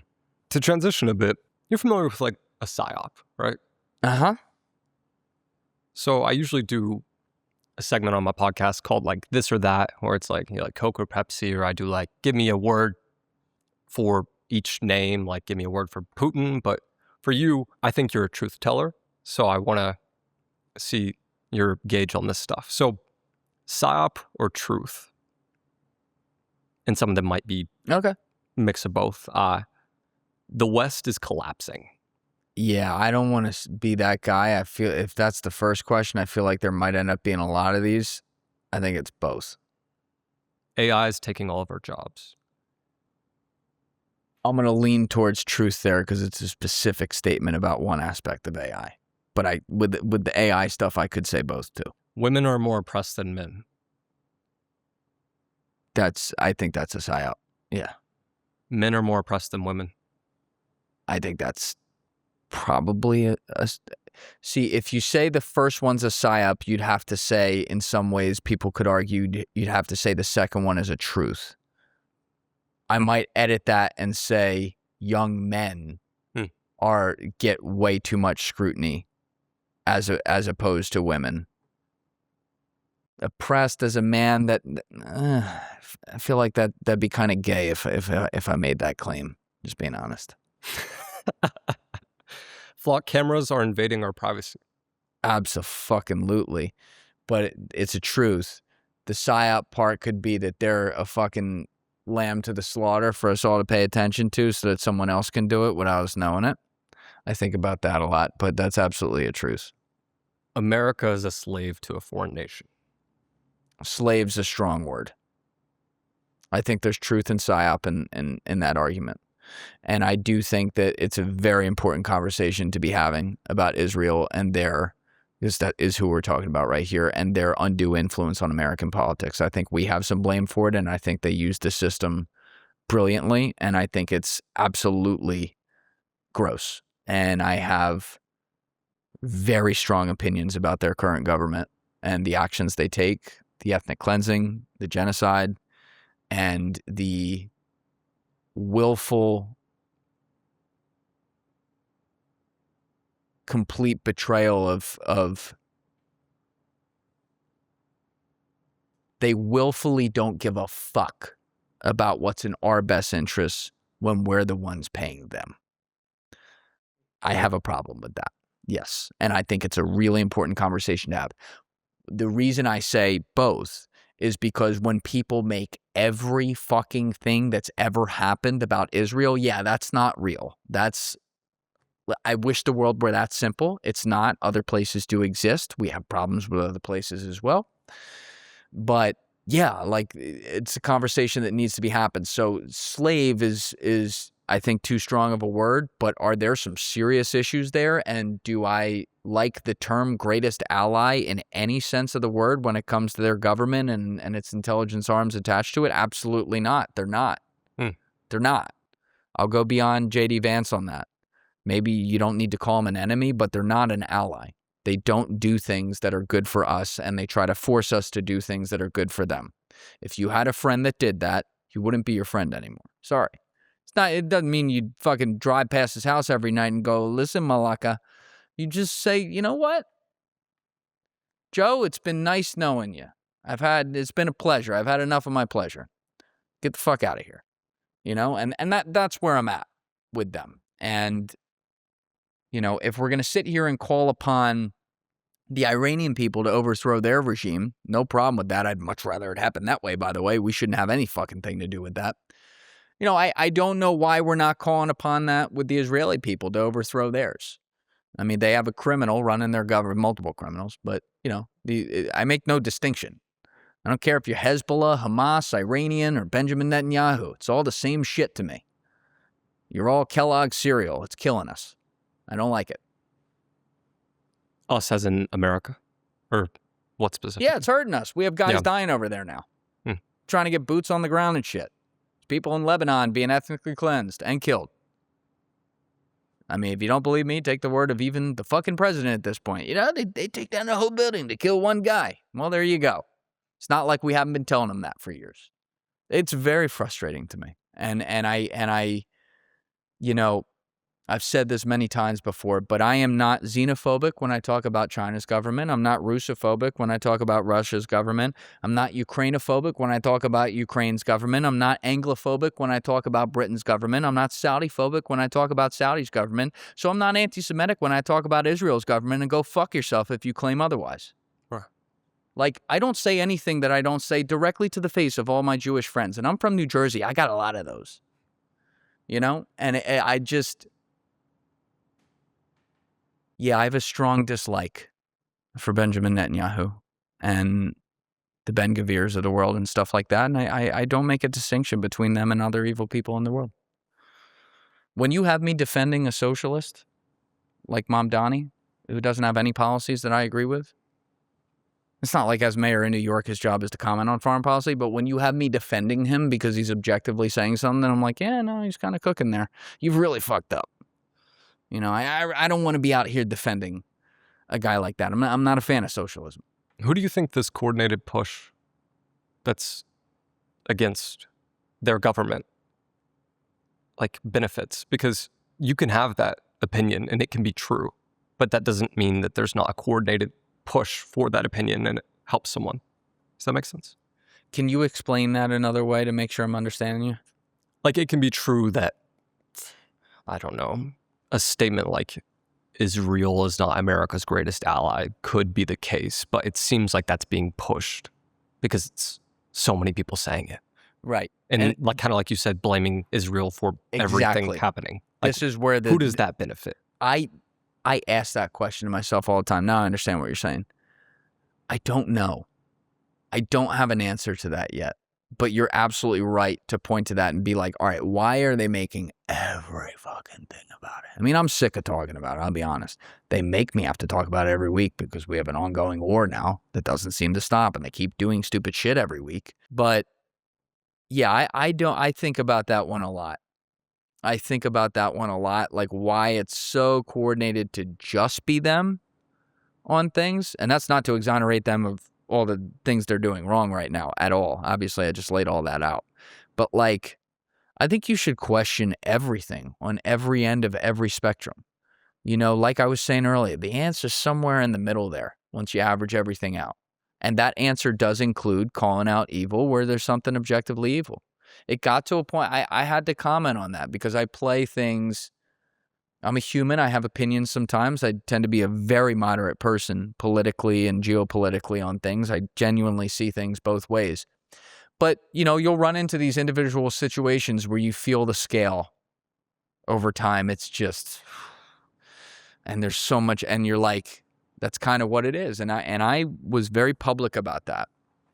In the beginning of March, after the Iran war broke out, I said, look, I have played this very diplomatically on the issue as it pertains to our relationship with Israel to this point. And I did a monologue on it in one of our episodes where I was like, I need to be honest about this just from a journalistic capacity and tell you, I now have an opinion on this because now my guys are involved and they're getting fucking hit over there. And that's a problem. And it's been a problem. I had been outspoken on Gaza. That was one place where I'd already kind of had to do that. But in general, I had to be like, I really don't like these guys running this government, and I'm not the most reasonable about it right now. And I felt like people need to know that because I guess if you have to take some grain of salt with what I say, you need to know that is how I feel on that. I guess my line is been genocide. I think that's a pretty good red line, but that's just me. I'm pretty unreasonable on Epstein. I got a lot of evidence there. I'm pretty unreasonable on, the current Israeli government and what they're doing. I got a lot of evidence there. You know what? I'll live with that. PSYOP or truth, there are demonic forces controlling the world. I think it's a truth. I think the PSYOP can be when people make it all try to actually quite literally tie it back to religion to make us hate each other more. When I say demonic forces, I mean literal demonic possession, demons, forces running the world. No, I think that's a cop-out, and I'll tell you what I mean by that. I can sit here and talk about how Jeffrey Epstein had a demon in his eyes, as Lisa pointed out, but I think people run to that too quickly. And the reason I say that is because I think people want to explain away human nature that they should face, that we are capable of. I think when you can just suddenly be like, you know what, everyone I don't like's a fucking reptile. It's fun to joke about.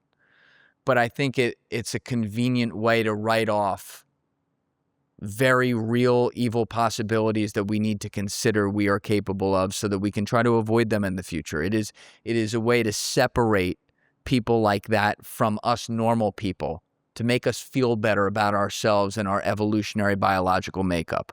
And I think that's a mistake. So yes, I think when they make it like they're literally demons possessed, I think that's, maybe it's not a psyop. It's a convenient excuse for people to run to. And I don't, again, we joke about it. I'm not going to lie. We do.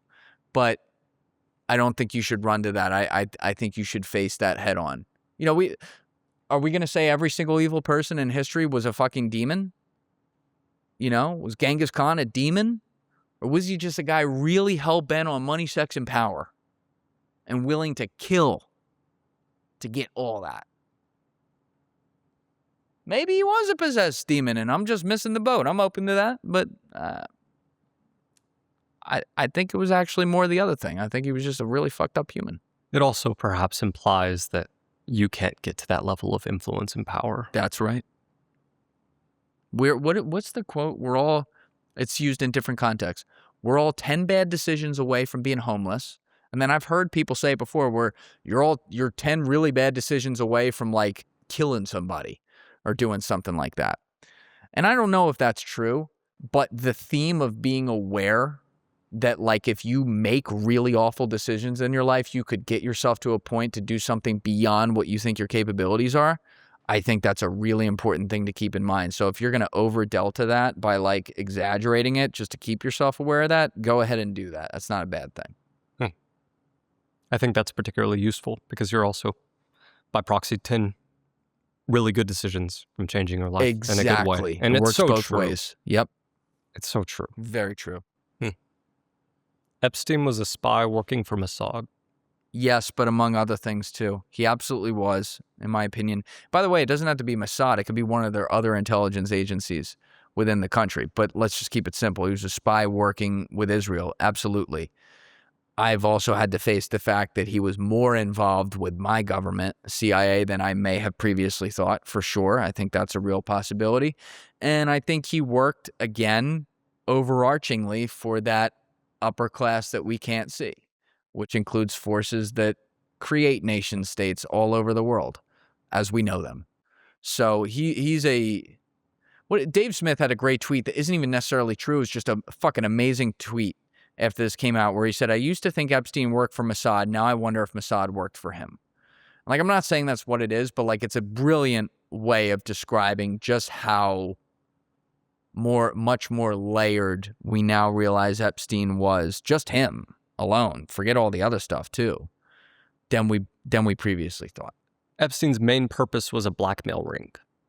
Main purpose. It was one of his core, for sure, as a spy getting compromise on people, for sure. But we do know he was involved in a lot of different things. Sex trafficking, arms dealing, managing, diplomats, financial bounty hunting. I mean, he did a lot of different things. So calling one the main, it's hard at this point. Motherfucker he had motion, like all evil motion, but he had motion, unfortunately, on many, many things. Capitalism is a better system than socialism or communism. Oh, truth, for sure. What we've dangerously gotten towards right now is corporatism, which is actually like a weird, fucked up elite form of socialism that's actually bastardizing away forms of capitalism. Capitalism in its purest form, though, is an imperfect system. It's just the best. It is the best system, comparatively speaking. Like, if you really want to make it binary here, socialism or capitalism, give me capitalism 7 days a week and twice on Sundays. But I do think the people who most argue against socialism, maybe politically and stuff like that, and who vouch for capitalism need to have a hard look in the mirror as to why socialism is catching on right now.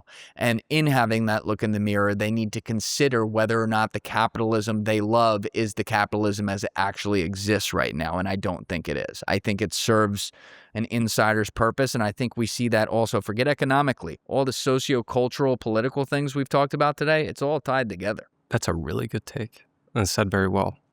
Voting doesn't matter. I want to react and say, that's true. This is where I get really cynical. It does matter. But it does not matter nearly as much as they make us believe it does. So do with that what you will, where you want to box that. But that's what I would say. It's not, again, like I said earlier, it's not like just because the leaders of the free world are now third tier instead of first tier, and we realize that with the super government thing, it doesn't mean they have no power. They do still have power. It's just not what we thought. And it's your belief that voting is real. Yes. Me too. Again, I've lived through a lot of weird shit. If someone proves to me in the future it's not, okay. But, yeah, I think it's real. I think it's a fucked up system. It's all, think about it this way, Jack. They're always just trying to, outside of the places when, you know, you're running for House of Representatives in a district that's fucking 90% red or 90% blue, where you know what it's going to be. Whenever you're talking about some sort of generalized race where, you know, at least both sides have a chance, they're always just fighting for that middle 20%. They know where the 40 and 40 are. And then it's like, how bad are we going to beat them towards one side or the other, or how tight is it going to be? And in doing that, they all do weird shit to make sure that they try to win. I've seen buses bring in people at 7:55 p.m. Legally, it's legal, you know, to get out and vote and pull it for one side or the other. In that case, it was a Democrat side that I actually witnessed that personally. But I'd like to think there's some of it that's real. But what about all the money that influences it and can lie to people and can make people are busy. They got lives. I don't think half my job is to like know what's going on. You know what I mean? I'm in it. Like you're in it. Someone out there with 3 kids working in 9 to 6 or 9 to 7, trying to pay the bills, be able to put kids through college, want to come home and spend some time with his wife, you know, get a good square meal at the end of the day. Yeah, maybe that guy doesn't want to go on Twitter and find out, you know, what vote went through in the fucking Senate today. And I don't think people should yell at him for that. Good on him. But what that does is, because we all do have a vote, as we should, you know, someone, especially in the bigger elections when more people actually turn out and vote, yeah, it's not like everyone's informed. You just hope the averages end up canceling each other out, which probably never perfectly happens, to be clear. But yeah, I'd like to think it means something. Easy for me to say. When I go in and I vote, I write in journalist abstain. So I don't, you know, as a part of my job, I don't keep skin in the game. So I don't have to think about it like on my end. But the average... I live in California, so it doesn't really matter. Yeah, well, yeah, for you, it really doesn't matter. But, you know, hopefully it means something. Last one, psyop or truth. There is a male loneliness epidemic. Truth. Yeah. Do you think saying that makes it worse? No, because I think you have to diagnose problems and speak about them honestly. Just like I was saying about people just automatically saying anyone they don't like is a demon reptile or whatever. It is a convenient way of ignoring a problem. I think you do have to talk about it. Does that, you say epidemic, and I think that's a fair word. Does that mean it's happening to everyone? No. But did we just live through an era where everyone from age, let me be conservative about it, everyone from ages 3 to 22, I'll just keep it in preschool and up to the end of college, lost 2 years of social conditioning at various points in that tread, and we're going to see that play out in the generations to come. Fuck yeah, we just lived through that. And did that have a definite effect on social interaction? For sure. I'm still adjusting to that with people because people changed. I had a very weird experience with the pandemic. I came home, moved back in on April 1st, and I was building the podcast alone in my apartment from March 13th to April 1st, moved back home to South Jersey with my parents who lived, you know, in the woods in South Jersey, and just built this thing around the clock. And I had a lot of human interaction for long periods of time because I always did an in-person podcast. I bring people in for hours. But I was in my parents' house, dude. I didn't go places. I shut my life down. The most public interaction I saw was the fucking Wawa when I stopped to get gas and food from picking someone up from the airport to be on my show, right? Like everything else was in-person, personal interaction. It was all normal. Then when I moved up to Hoboken and I'd walk down the street and walk by people, I really started to notice. People don't look at you anymore. They'll take a little semicircle to go farther around you when you go to walk past them. And, I'm like, is it me? And I still get some anxiety about that too. Cause like, that's not how I was wired, but it's in even all these years, 3 years later now, over 3 years later, that's still in my head. When I walk down the streets, it's just like implanted in there. Yeah, it's like when you make the world think that if you get within 6 feet of a person, they could kill you. Almost like they planned it, right? I mean, it's like your neighbor's your enemy.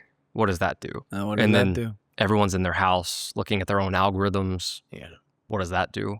One thing I noticed post-pandemic, and maybe it's just because I grew up, I was like 17 during the pandemic, 19 by the end of it, was like when I came home for Christmas, everyone seemed way more political and they seemed way more like that the politics really mattered more. It was like, oh, this uncle is voting for or a Trump guy and this aunt is very woke. Like it's like, maybe this is just my experience, but it seemed like people became really radical in that period.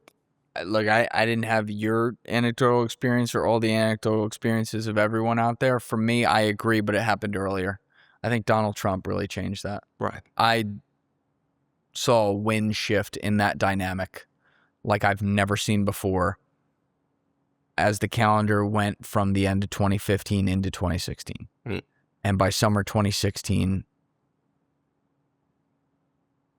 there was a real labeled awareness, is how I describe it, of politics. And then, yes, do I think COVID and people being at home and having nothing but time to go down their own algorithms that were even more developed at this point to make them cognitively find the things they're most going to agree with, do I think that added to it? Absolutely, for sure. And I think it ratcheted it up another level? Absolutely, for sure. But I think, and I don't say this as a shot at Donald Trump, I say this just as a objective opinion, I guess. His general presence changed the world forever in how we interact politically. Like he was a nuclear bomb, and he was dropped in the middle of all of it. And it's funny that he's now like become this insider, but stylistically, the funniest autistic guy you've ever seen in your life. He just totally, you got politicians going on podcasts now, like saying, fuck, it's great. Like, there's part of me that's like, all right, something to show something real about your fake ass. But yeah, he for better or worse, or more likely a mixture of both in very hard directions, he changed things. Joe Rogan used to have a great line. And this was back during Trump term 1. He said, Donald Trump broke people. He broke people one way or the other, but he broke them. They either loved him or they hated him, but he broke something inside of them where they lost, and he wasn't saying about everybody, but about large groups of the population. They lost any place of even slight objectivity when it came to anything he did, good or bad. And I think that was a brilliant take and perfect. He perma shifted the way politics works. And it's a mixture of the algorithms and Trump himself. He was like the algorithm president. He was built for this thing, He hijacked the emotions of it. Like people watched time and made them so mad that they became interested in him. They became disenfranchised to want to vote in the first place, which influences the election in its own way. That's right. I'll ask you this one. You had a quote on your podcast once. You said you made it up on the spot. If you want to be a tree that grows to heaven, your roots must be rooted in hell. What did you mean by that? Did I say that? That's kind of a bar. I think what I meant by that, I'd have to look at the context of what I was saying, but in hearing that right there, it makes total sense to me, because it's like, if you want to do great things, you have to be willing to go through bad things to get there. There's no such thing as a straight line to success or happiness or anything that is quote unquote green and blue and all the good colors right there. There are parts of that that are going to be red, orange, and yellow. And if you're not okay with that, you're never going to get off your ass and do anything worth doing, whether that is, being a massive success at what you do, or even like getting a good job you want and being great at it, or getting into a great relationship, finding the right partner in life to go about with, a girl you love and that you admire and that you want to have children with. Like, you got to be willing to try things on the way there too. You know what I mean? Like, regardless of what it is. And I think social media paints this picture, as we've talked about till we're blue in the face, of perfection, and people show the highlights of stuff. And I do think in recent years, there's been better trends of people showing a little more reality. I want to give some credit to the internet for that. I don't think it's like it was in 2019, for sure. But still, there's an overemphasis on people showing how great their life is and how great things are. So when you started the show, you had like, I think it was $10,000, $20,000 that you started it with? Yeah, I think we were just talking about that today. I think the equipment I started with was like $9,000. And it was basically all the money. But you were I on had. Wall Street for 4 years. What'd you do with the money? I made no money on Wall Street. Yeah, so this is a real pet peeve of mine. When people say Wall Street, bro, that can mean 6,000 different things. Right. My part of Wall Street, I worked in the private bank at Bank of America Merrill Lynch. In English, what that means is I worked with a team that managed ultra high net worth individuals and occasionally their public or privately held companies, depending on what it was. And the public stuff could be handling their 10b5-1 plans, which is like handling how insiders sell options into the marketplace. I think it's been a while. Or something as simple as like helping their company with their 401k, which is a very easy job and gives you access to people to become individual clients. But like in that part of the business, I worked for an amazing guy and an amazing team. I love the people I worked with, but I didn't know shit about the world coming out of college. It was a great experience for me because half my job was to go into that city right there and meet people and see who was doing what and who was talking to who and why and what industries did what, who was rising, who was falling. And that taught me a lot about the world. The other half of it, which was like the financial banking side, I was good at some of it, but I hated it. I'm a creative. It's like telling Picasso to go be an accountant. Like, not to compare me to, but you know what I mean? Like, it just doesn't work. And so the way that part of the business worked, there are other parts of Wall Street where you come and you work 18 hours a day, but you're making a lot of money. My part of the business worked like this, roughly. You come out of college, you're grinding like a dog for 4 or 5 years. Most people don't make it, but if you do, you made no money along the way here for the most part. But now you get the offer and you get pulled into the inner sanctum and now you're going to make money. And I got that offer from my boss, who gave me an amazing offer, and I would have had money for my first time. And I talked about it in episode 16 of my show when I told my story early on. At the time, I said something like, and this is 2020 when I was recording it after I had left, I said something like, I knew if I took that offer, I'm a loyal guy, so I could collect for a year or two in peace. I would never have done that to Larry. That would have been a scumbag thing to do. So I knew if I took that, I was committing to him for at least like 5 years. And I said, what's going to happen is I'm going to be like 30, 31 years old, sitting crying in my Tesla and blaming everyone else but me, and when it's only my fault. And so I said no, and I started over again, and, so I never got to taste that money. But dude, when I tell you, and I genuinely mean this, there was never a moment where I so much, even at the lowest, darkest moments, where I so much as second thought that. It was the most, for a chronic overthinker, there were just some things in the build up to building the podcast that, like, for once in my life, I didn't overthink. Thank God I didn't. But that was one thing that was easy not to overthink, And I hated doing it to him because he was the man and had done so much for me. But like, he understood it. And I have a great relationship with him to this day. That's my guy, and yeah, that was not for me. And I was free. Even if I had nothing, and I had more than most people. My parents let me fucking do it in their house. Could have never done this without that. I always say it's like half my parents' podcast as it is mine. Like, I could have never done that. I have friends that wouldn't have been an option for, Through no fault of their parents' own. It just wasn't an option.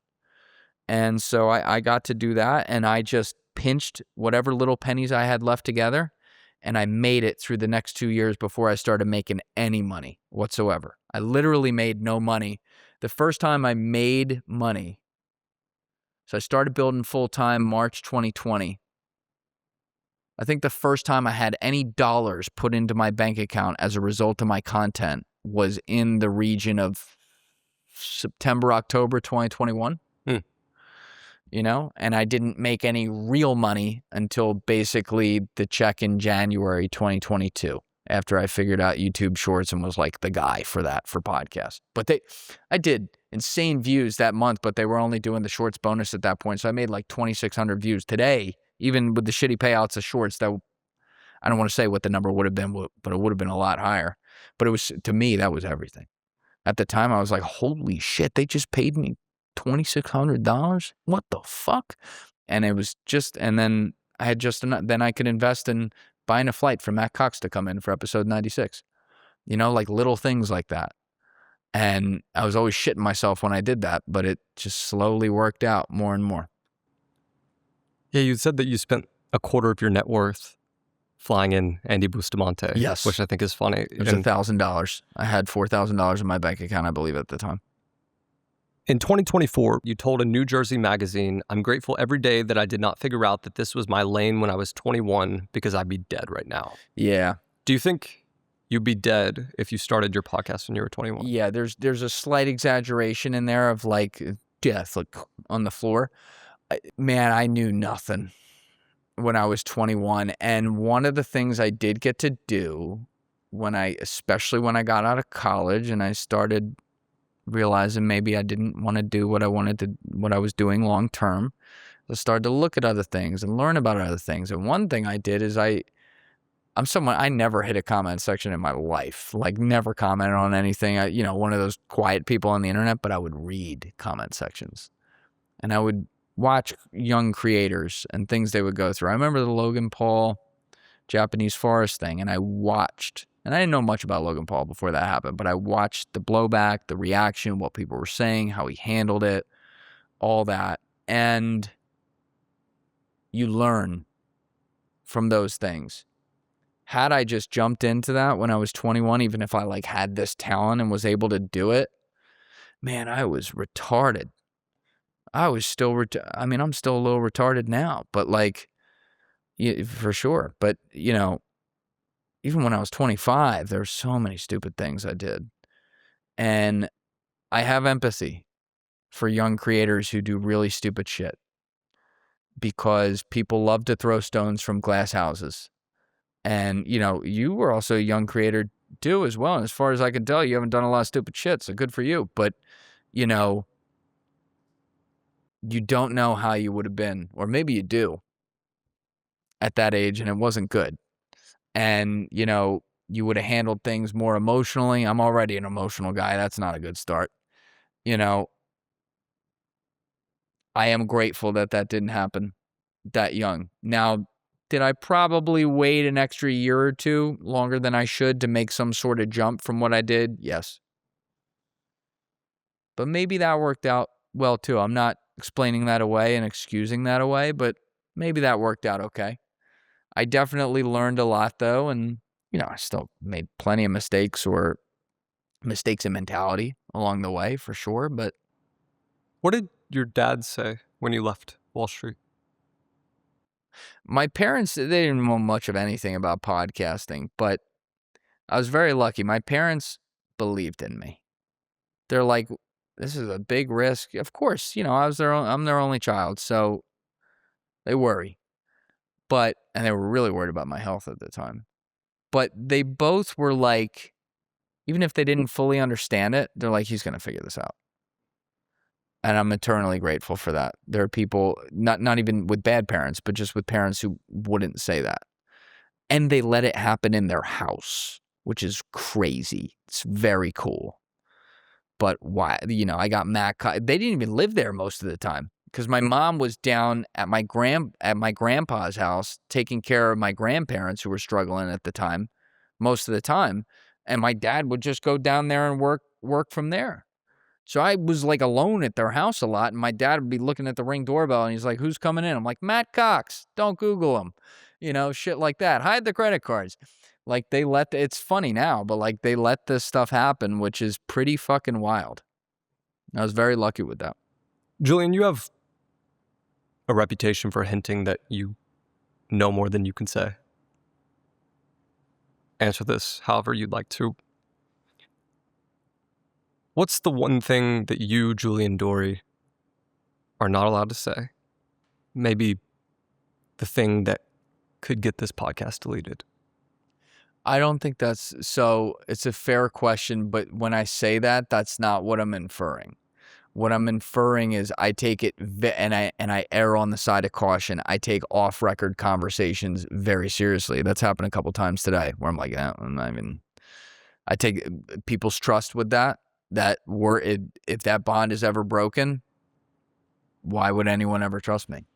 Right? So I take that really fucking seriously. So when you hear me say that, that sounds dramatic if I say it like that. I'm not trying to do that, but it's just me stopping myself from going somewhere that someone may have, and a lot of times I know for a fact, said off the record that I'm like, nope, that can't go here. So it's not more than that. It's anyone who's in a role where you're talking with people who are in the public sphere in any type of way, who have things that they want to be able to talk with people, especially if you're friends with them as well, and not be on the fucking clock and on the mic the whole time. And you got to respect that. So that's all I mean when I say that. I wish I knew some of the secrets of the universe. I do not. There's been a few things I've been told off record before that I'm like, whoa, okay, definitely. I can fill up both hands, I think, with that. There's probably been 9 or 10 things before that are like, holy shit. And then there's a lot of others that are like, wow. But it's not less world-changing. Not that these are world-changing, but sometimes you get some stuff that you're like, wow, I can't believe I know that. I'll give you 2 questions to reframe this. If you had to give me a phrase to describe how people in power stay in power, what would that phrase be? How people in power stay in power. All right. Ignore the negative connotation of that right now, because there's a lot of negative connotation with the idea of power, especially today, and the people who seem to be holding it. But the phrase I would say is something along the lines of dogged pursuit or resilience. People that just won't stop. They don't let even bad beats beat them. They don't die. Let me give you a great example. Piers Morgan.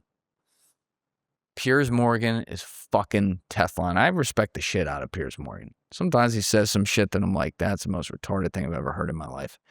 Piers Morgan has been involved in media for so long, and he's had so many cringe moments or whiffs or mistakes, and a lot of things he's been right about too. And he'll do stuff where you're like, come on.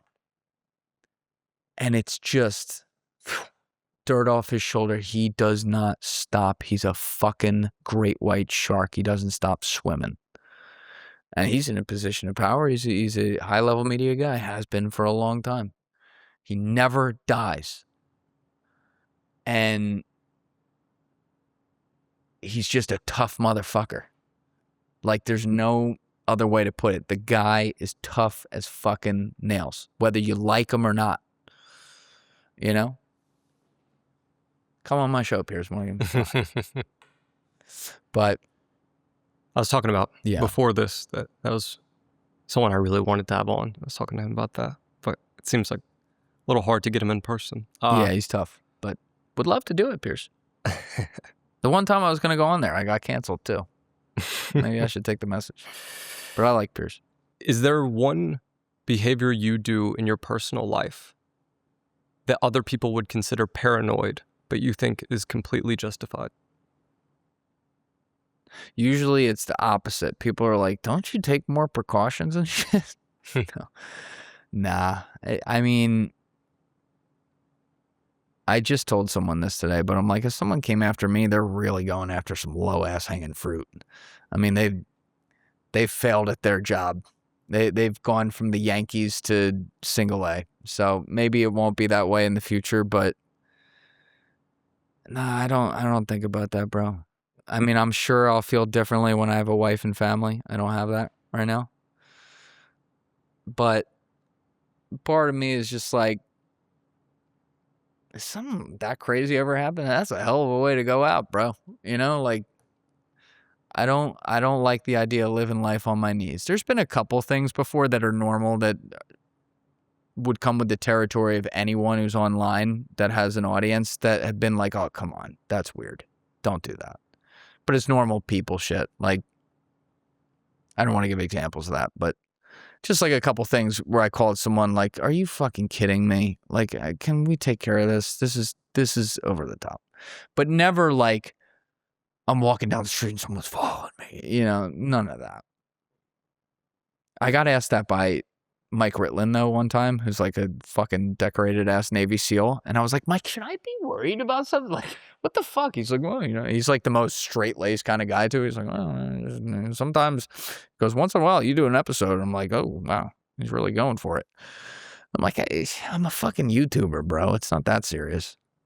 What's one conspiracy theory you 100% know is true? Oh, Epstein.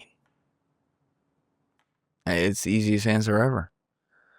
And the conspiracy theory thing is such a derogatory term that was astroturfed by CIA after JFK to fucking make people not ask questions on things. And yes, there are people who say, like, you know, the tile right there is filled with Clorox that's like eating our amoebas inside. You know, people obviously run too far with things for sure. I like to deal with evidence. When something is conspiracy laden and has hardcore evidence, well, guess what? It's real. We've lived, I mean, have you lived through the last 6 years? I have. I've seen some things, but yeah, Epstein for sure. And there's a longer list than that, but that one is just, I mean, it's undeniable.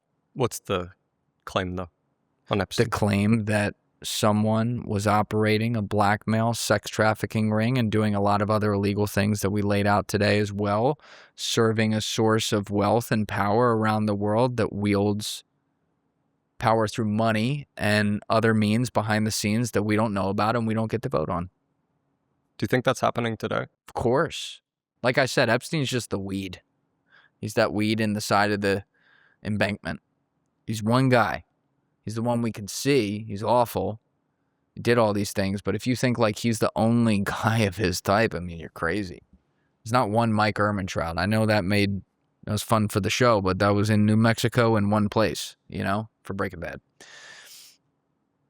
But yeah, the idea that people like Epstein and that supra government thing, if I want to take it to another level, exists, absolutely. I think that's real. What it all looks like, you know, I can only know based on the evidence we have so far. And I know there's a lot of evidence we don't have of other stuff that might make it worse. Or explain a couple things that make me feel less bad about something, but that's not likely. You know, they're fucking, yeah, they're just, it's evil. It's evil people, man.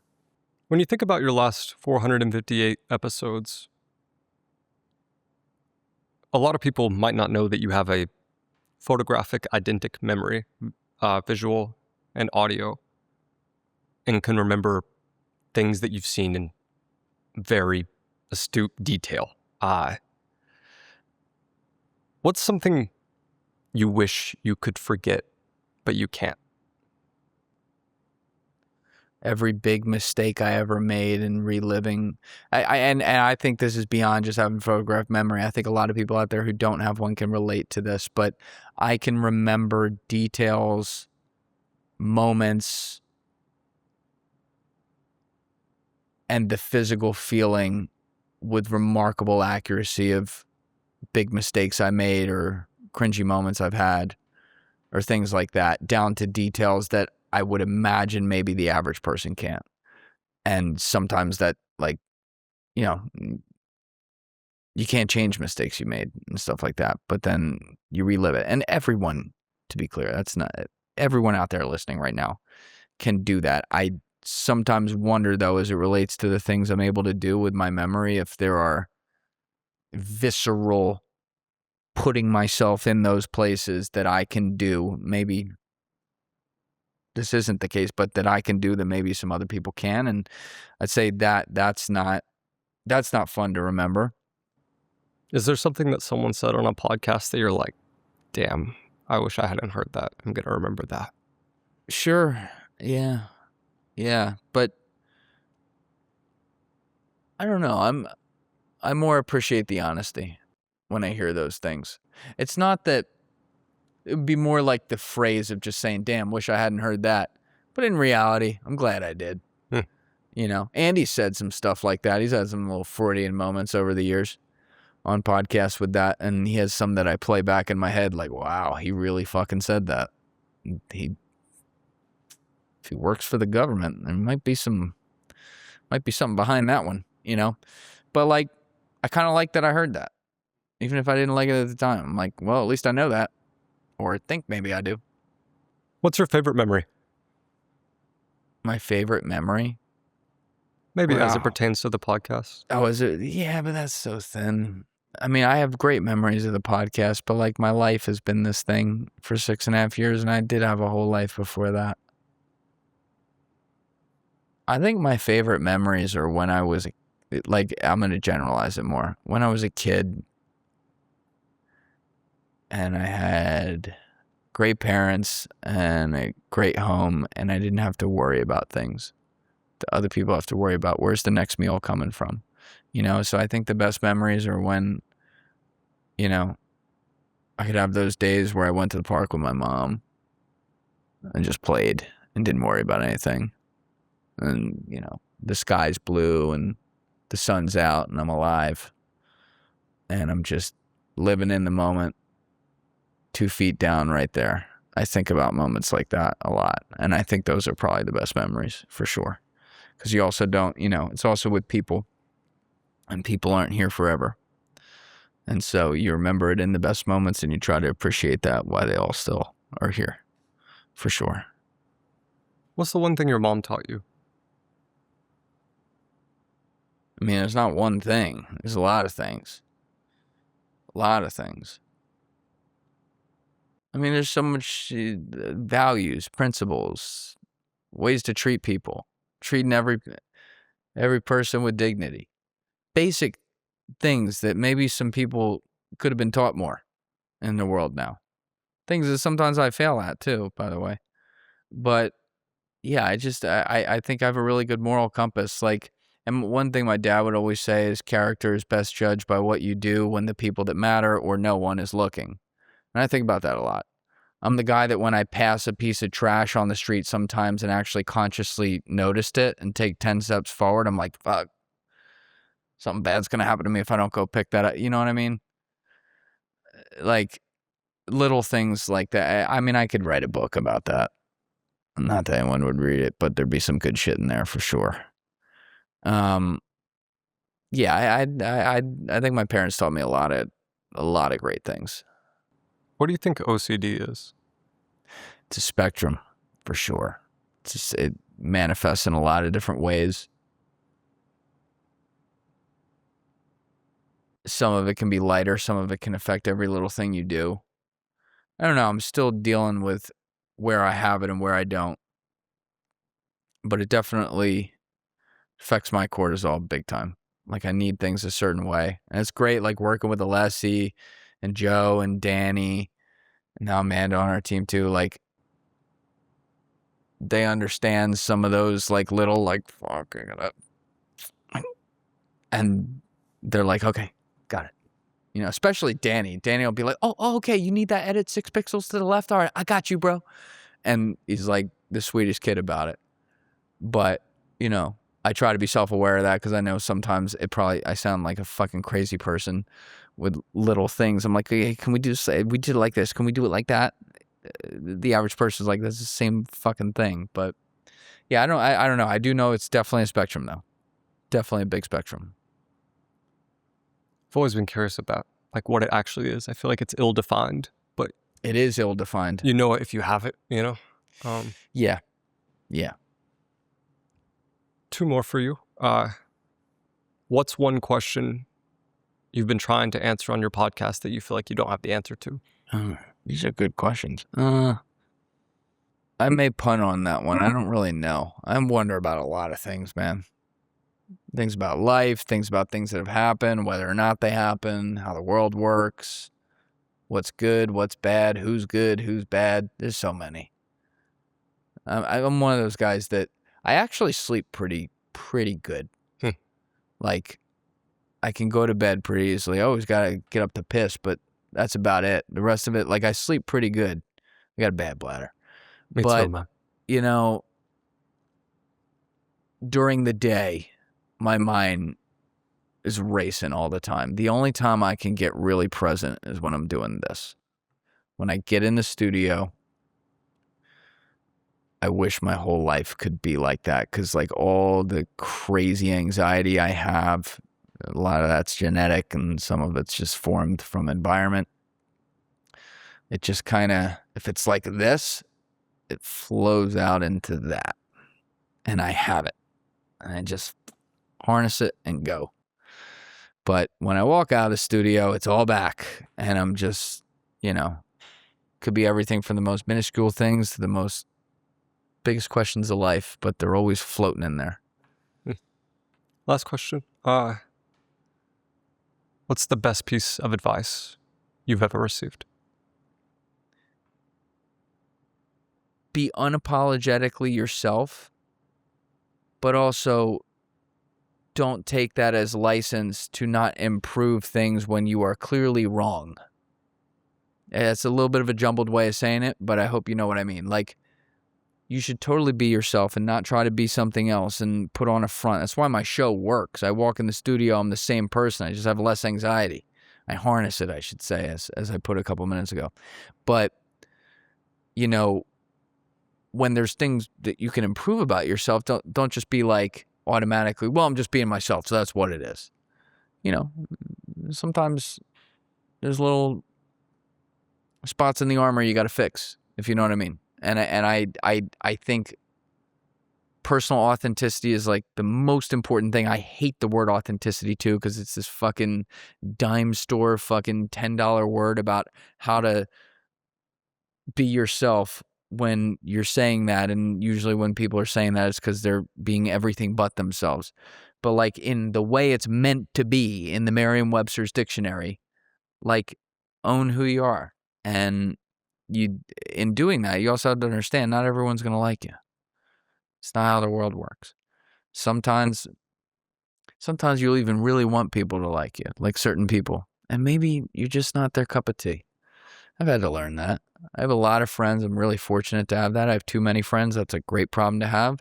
And then once in a while, there's the rare person like, man, I really would love to be friends with that person.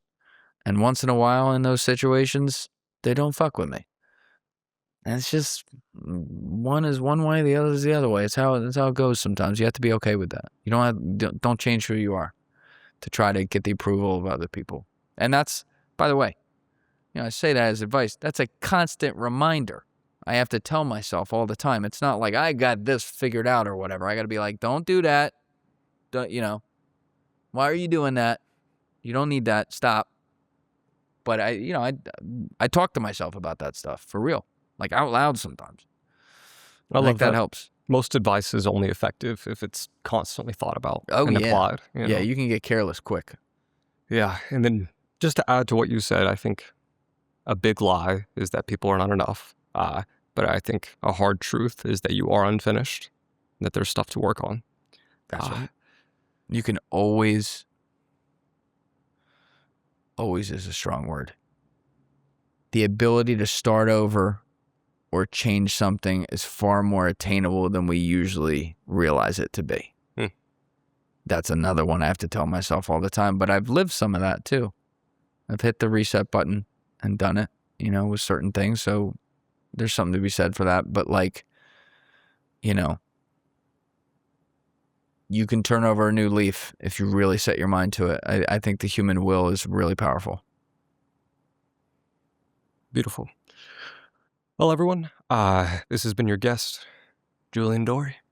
Thanks for having me, Jack. This is the Jack Neel Podcast.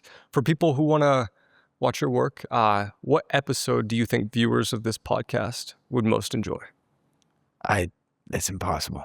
It's too many different people. It depends what your cup of tea is. Like it can go from like Matan in a satirized comedy podcast to Kurt Metzger in a regular comedy podcast to like fucking Sarah Edmondson talking about being sucked into a horrible cult where she was abused. Like it's all over the board. But if you check out my page, there'll be something there for you. Beautiful. Awesome. See you Thanks, guys. man. Cool. That was awesome, man. Yeah, Thank you. hell yeah.